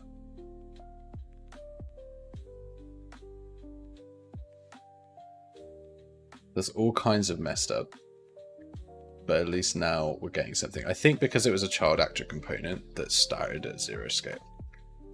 It just always was 0 scale because I wasn't animating the child actor. I've always been animating the spawned actor that the child actor component is relevant to. Looking forward to more co-op slop. If it has a great idea, it's always a good time. It is, absolutely. I agree, 100%. And I want to have... I've been loving Peak, and I've tried Repo. I like the physics mechanics of that. The horror multiplayer that I did as well for that template, I actually did the Repo physics grab like move over a replicated environment as well, and caught a bunch of edge cases around that. So if you're interested in that kind of co-op like hold item thing, take a look at that video. Yeah, we've got 13 minutes left, so let's wrap up with the scaling part, and then we'll come back maybe this afternoon and do some markers. And we actually did do the building highlights. Let's update the video here. The checklist, I should say. Cool. Actually, only got a few things left, so if I can get this animation done, then we're almost there. So just on begin play, I'm going to set the actor scale to 0. Just cleans that up. Roll that into existence and fade that away. It's long, right? So what we can do is we can take, like we want it to be snappier. So because that animation is made in a 0 to 1 space, we can set the time course, we can set play rate to 1 divided by a duration. So let's say the duration is just 0.3 seconds. Oops, what did I just do? I don't know what I just did. Duration, or anim duration, I guess you'd call it. So that can be 0.3. Put that here. So now, yeah, because we have a 0 to 1 alpha curve, we're powering that through some speed. So now it's 0.3 seconds. So our world is growing and shrinking from the wrong location, and that 100% definitely sucks and looks crap. So let's fix that as well. Now, how do we fix that? We need to scale it like by the center, essentially.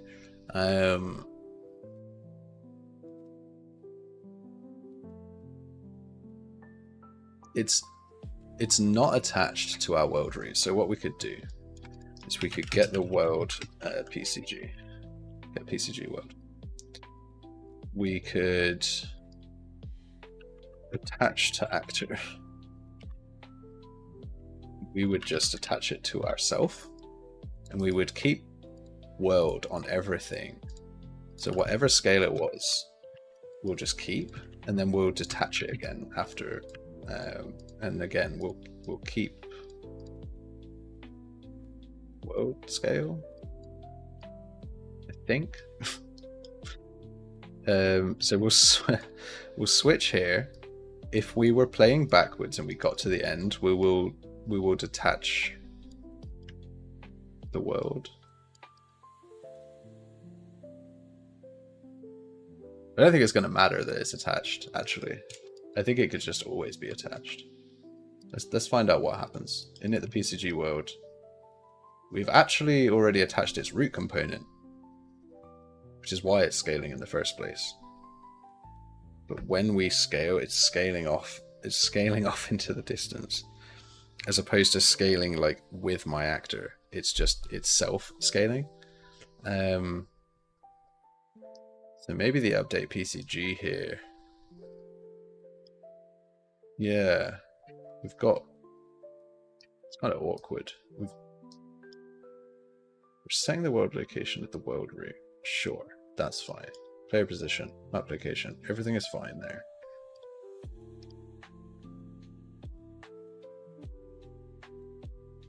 Everything scales off the center except that map. Yet that map is attached to our actor, so it doesn't make like much sense to me that when this actor scales, that actor scales independently over in its corner.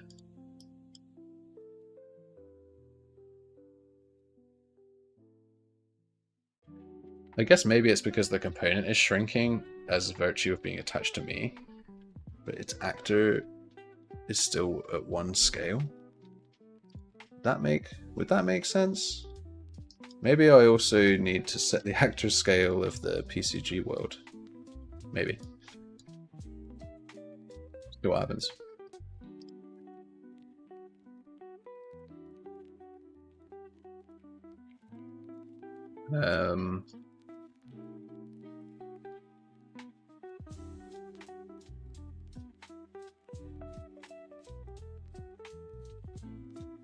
Just breaking it in all kinds of ways.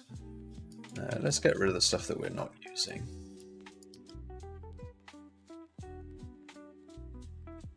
Gotta solve this problem. Gotta solve this problem.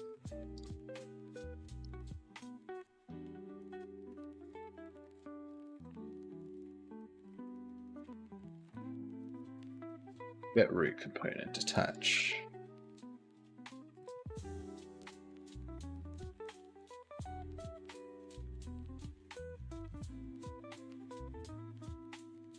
It's something to do with the attachment, so I'm going to try detaching it and keeping the world.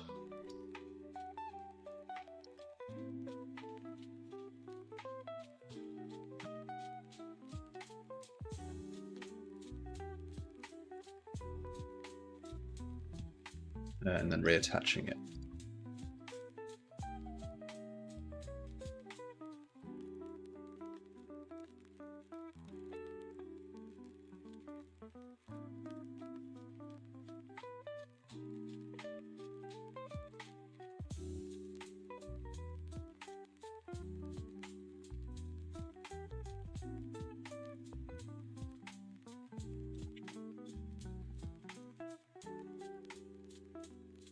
Why? Why? Just why? This doesn't make any sense to me. It doesn't make any sense.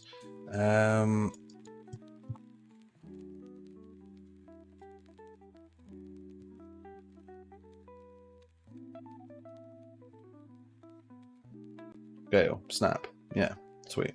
Why then is it scaling from that bottom corner? What I could do instead of scaling it is I could mess with the material parameters. So I could literally have it shrink like a radial.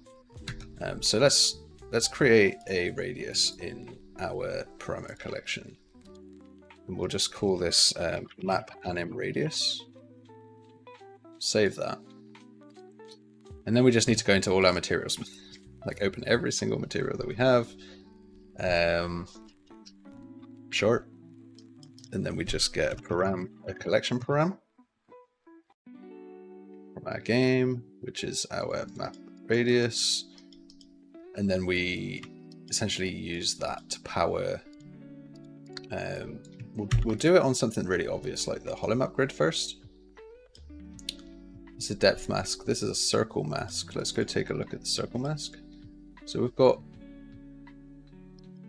multiply, subtract, distance. Yeah, this is all just UV based circle. And then I guess we could just, we've got the character mask here. Yeah, that's a depth mask for our character. So let's create a new named reroute. This is going to be our anim mask. It's going to use our map radius. It's going to use a sphere mask.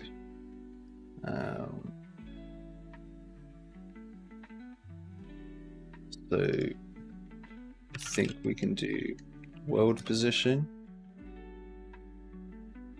Why is it A and B here?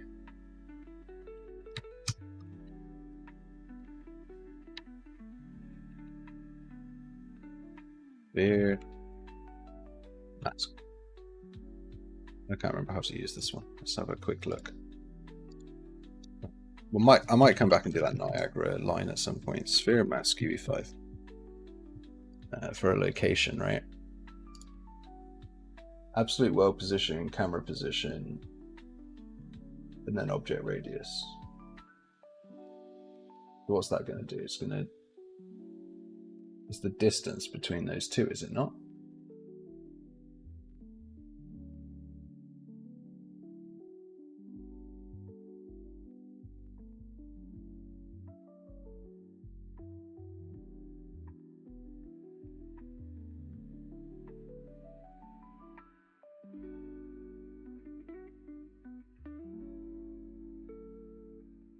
What is the second? Okay.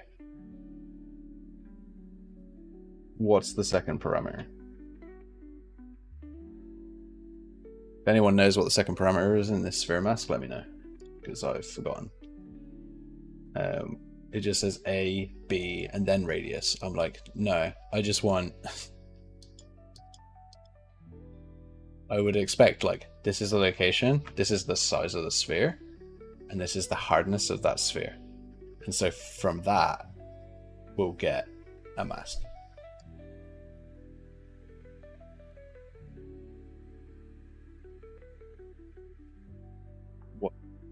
What's going to happen with this? For example, let's go sphere radius and sphere hardness. And we'll put these both into sphere mask. So what was it by default? 256 by 100. Apply that, and we'll go and look at our material here for our grid. We'll just hit play. Okay, so let's open up our grid instance and then just play with these sphere variables, which I didn't actually apply to the grid. So let's just multiply everything we've got for our opacity by our sphere mask. What do I call it? Anim mask? Let's apply that. Now I have a sphere mask.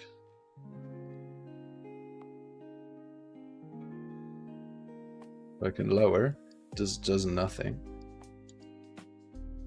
Oh.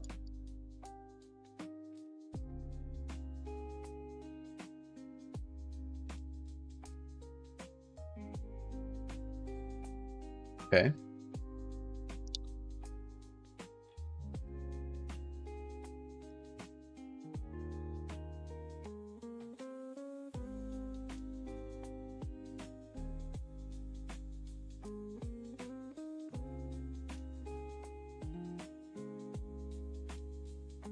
Okay, so I figured it out, at least.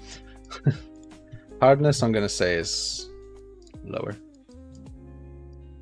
Say 1.5. That's cool, right? 250. So this is also the effect that we wanted on the buildings. So we can also, so that's nice. We can get that effect on the buildings as well. So this is the radius that we want. It's going to start at 256. So open it up. Make sure it starts at, I think it was 256, 250, 2.5 meters. Where is that material? Here. Right, so that starts at 250. Actually, it technically starts at 0 because we're going to grow it into existence. B is the center of the sphere, and yeah, A is the world position of the pixel that we're affecting. All right, cool. So this is our anim mask. I could basically cut and paste this into each one of our graphs, which is nice. So it will have to go into our compass material as well. 0.5 on the sphere hardness. Let's just make sure that that's actually represented here as well. Okay, so copy that, apply, save. We've actually run out of time on the stream, but that's okay. We'll carry on. Let's go and close these down, and then we go to our city and we just add this new material in. Let's make sure that we comment up anything that we've made today. So we've got an absolute world distance division of 250 here for the circle mask for the city. So that's just a hard mask. So we could actually just use this mask now. I think would be fine. Guess not. I guess that didn't work.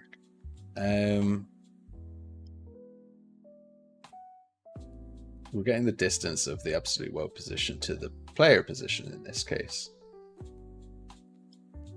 And that makes sense because it's applied to an instant static mesh.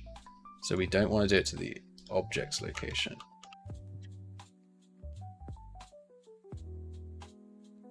But that's still not working for us.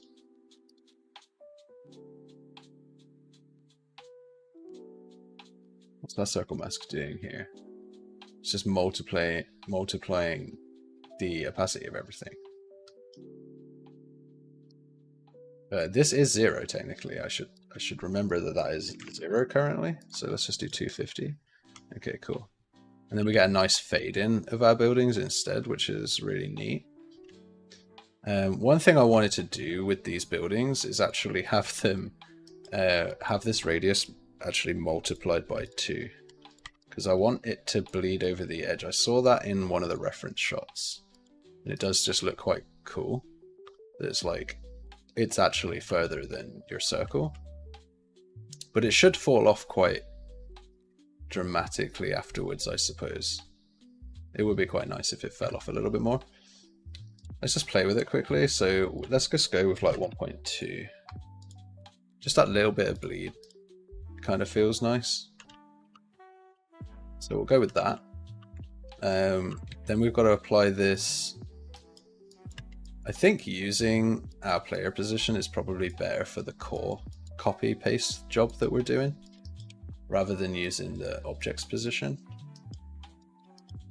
So let's take this material and put that into our waypoint line.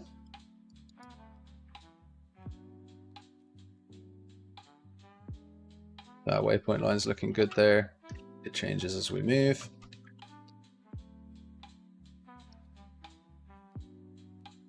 Let's put it also onto our, should have a compass material.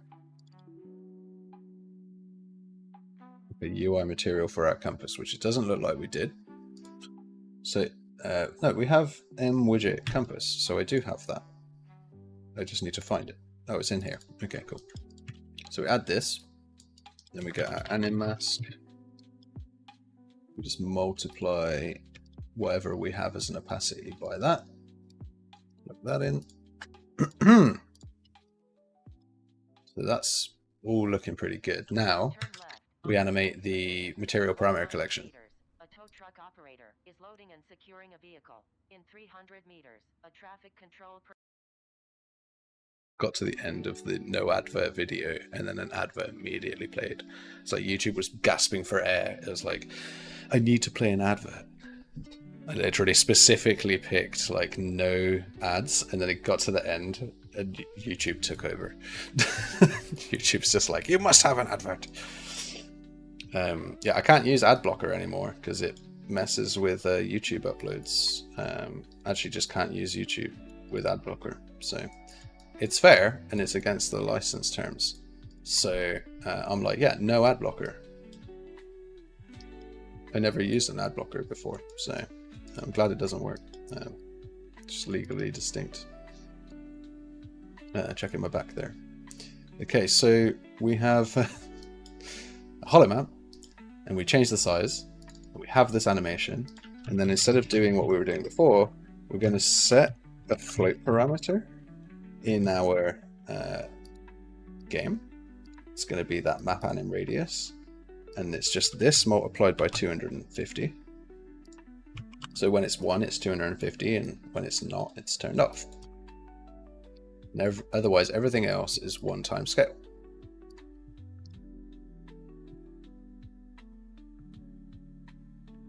Works absolutely swimmingly. / not at all. So we're going to print this. Just plug this in here.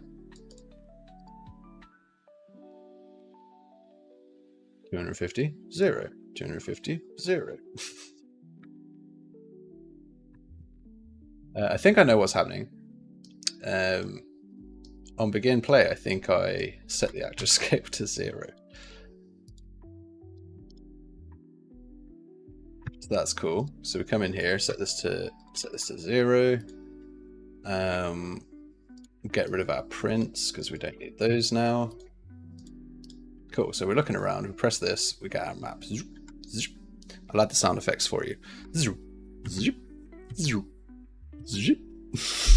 There you go. So we have, whoa, my mic just peaked a lot there. So we have a new animation. So that's one of the things that we wanted. So it's looking really neat. Material parameter collection for the win. We can move around. We've got our waypoint marker or our waypoint system working with us. We turn this back off. Very cool. We've got some highlighted buildings for our different building states. Let's go look at our concept. So the last thing to do was these waypoints that would appear on our map to sort of tell us where we want to go. Another thing I'd love to do is zooming in and out of this. So I will actually add that to our TBD list. We're done animating the in and out, so that can go green.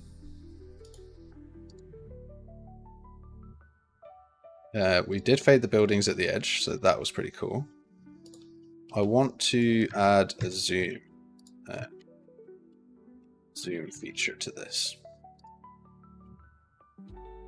We'll do the zoom feature first as well, before we get onto the markers, because I think it's probably the better idea. So we'll export this PNG. There we go. So the last two things to do, markers and zoom feature. And then I think we're good. I think we'll be good at that point. It's looking pretty cool.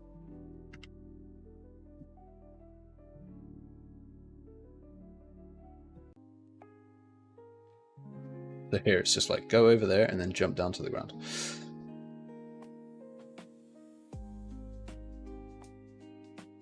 Another thing I'd like to do is when you actually activate the camera, it changes your camera perspective.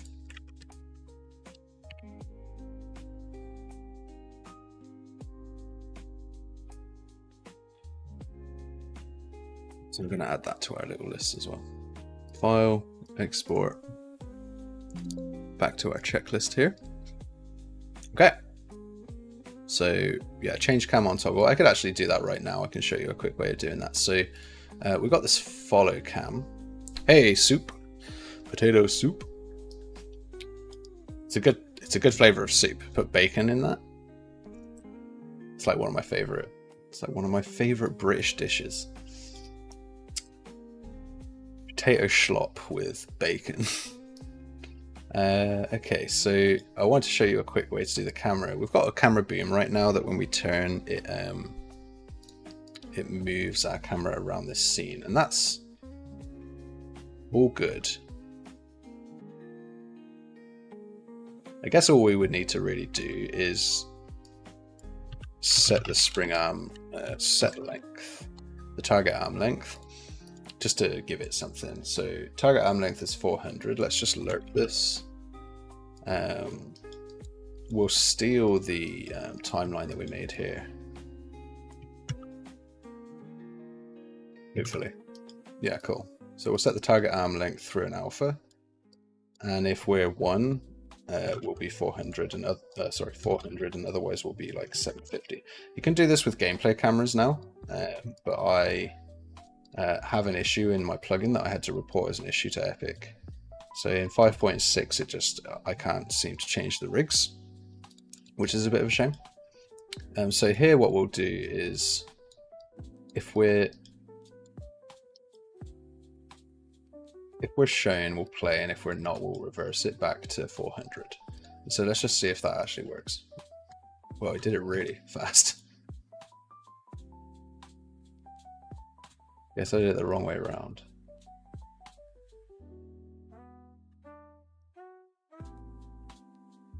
Well, one thing is that this isn't 0.25 seconds. I'm just going to do this manually because I can't be bothered to do it the other way. Let's just put this at 0.25. I'll actually do the inverse and see if it has like a cool feel to it.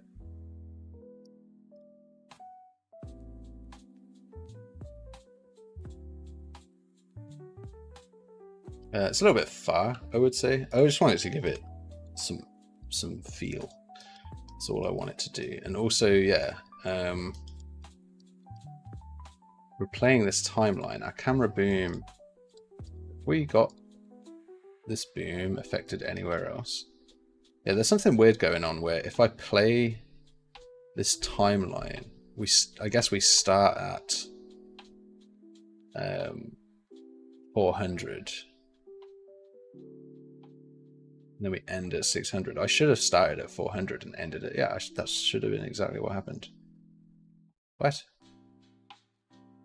I'm playing it for the first time, I guess.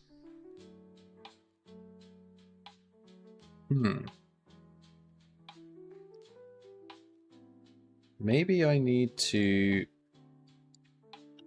set time.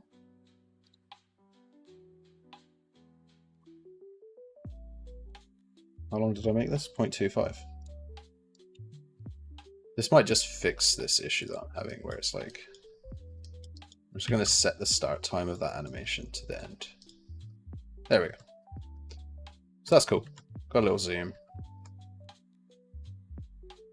I'd probably show your mouse as well, and then right click and turn around. When will I be live again tomorrow? It'll be here. Yeah, it'll be 9 a.m. till 12 usually. I think I've gone over this time quite a bit. I did have a power cut, like the whole house just went offline for a few minutes today, like a little whiteout. And so I did lose a little bit of time. But yeah, I do Monday, Tuesday, Wednesday, Thursday mornings, and then in the afternoons, I'm going to start creating like shorts and other video content. So yeah, jump in. It's not always going to be UI. Sometimes it'll be multiplayer gameplay. Sometimes it'll be a game jam. Those game jams will usually be a few days long as well, and I'll be streaming for the whole day. So I don't just stream in the morning. Sometimes I'll stream throughout the day. And if you've got like recommendations or requests that you want to put in, throw them onto other videos that we have as comments or onto this video. Ask your friends, talk about it on Reddit, like go and get people involved in just talking about what we're doing here. Maybe that'll be cool. Maybe we'll carry on. Obviously, if it has no traction, then it doesn't continue. So I'm 100% invested in getting as much traction going as possible. So I can't just stream all day. I need to create other content to share around to get people to find out about this. But I'm always open to recommendations and suggestions. I'll actually show you guys quickly a little bit of what's coming. So we're currently here on the second, like part 2 of this particular UI. I want to go back and use the UI that I'd made for this inventory and actually turn it into a Tarkov style multi-backpack inventory. So I think that'll be a fun one.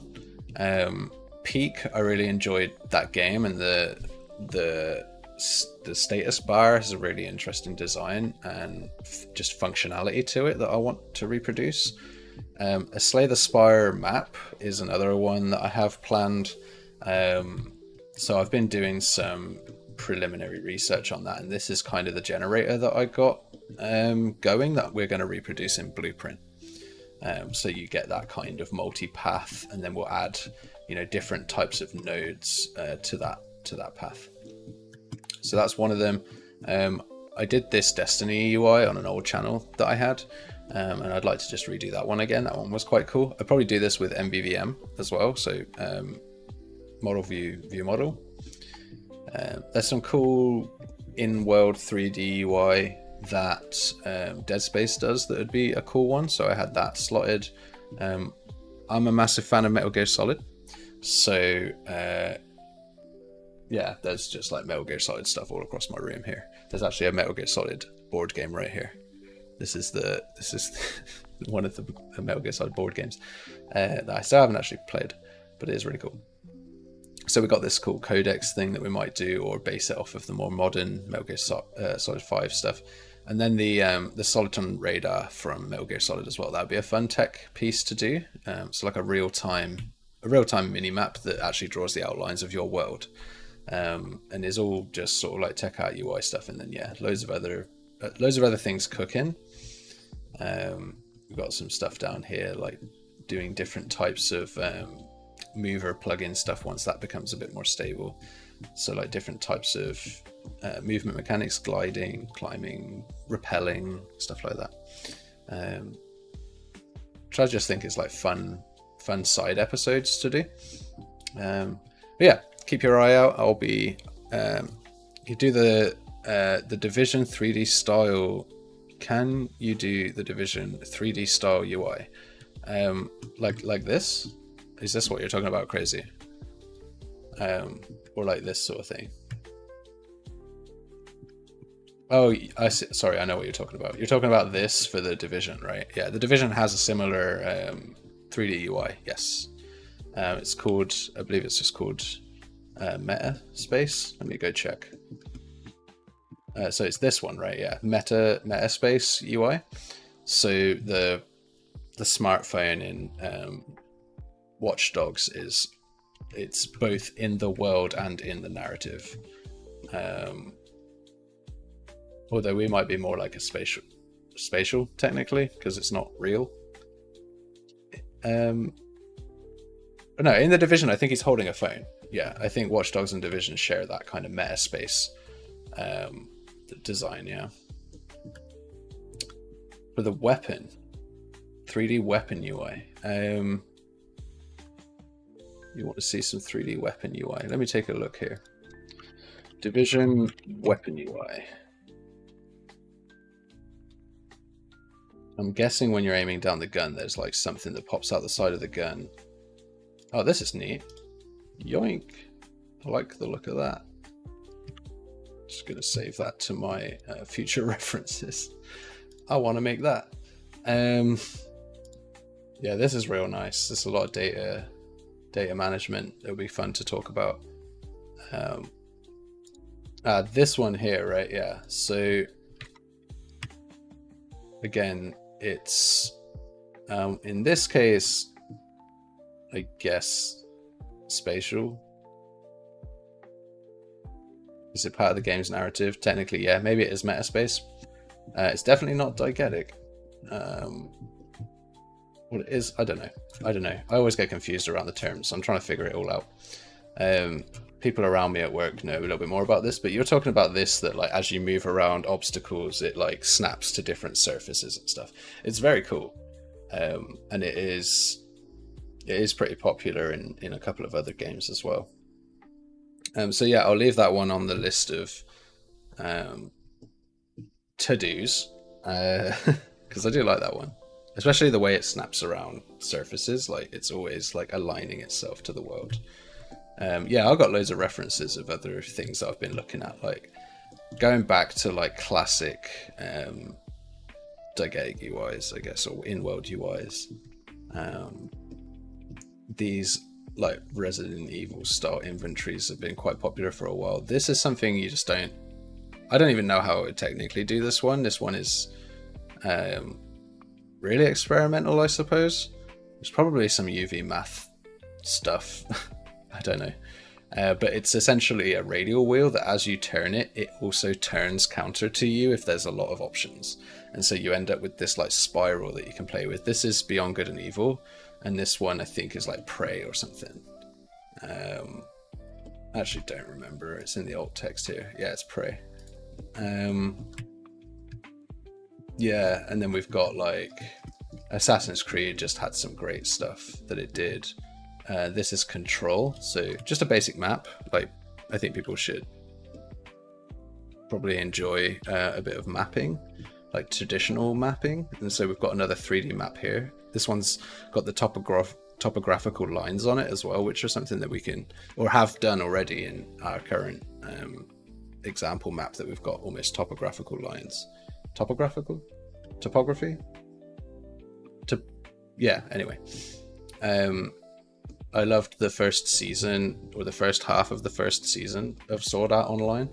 And then more recently, Shield Hero, so we might look into that one day. Yeah, there's loads of stuff. There's loads of stuff that we can do in terms of explorations and examples. And so yeah, I'm looking forward to getting back to that. I'm going to go and get lunch now. And then this evening I'm going to be doing some short form video content, hopefully. So I'm going to try and get a success there. It hasn't been something that I'm really used to doing, so we'll see. We'll see how that goes. For now, thanks for joining. If you haven't already, like and subscribe and let your friends know. Talk about it on Reddit, Twitter. You can find me at Lowkey Game Dev in most places. So Lowkey, like Lowkey, Game Dev. If you want to catch up with me on like Twitter or Discord, that's the handle that I go by. If you haven't as well, go and check out the UX is Fine LinkedIn page. That is sort of like the hub of where we talk about a lot of cool stuff that's coming up and down the pipe. And in the meantime, I will see you in the next one. So thanks everyone for tuning in again, and we'll see you soon. Cheers.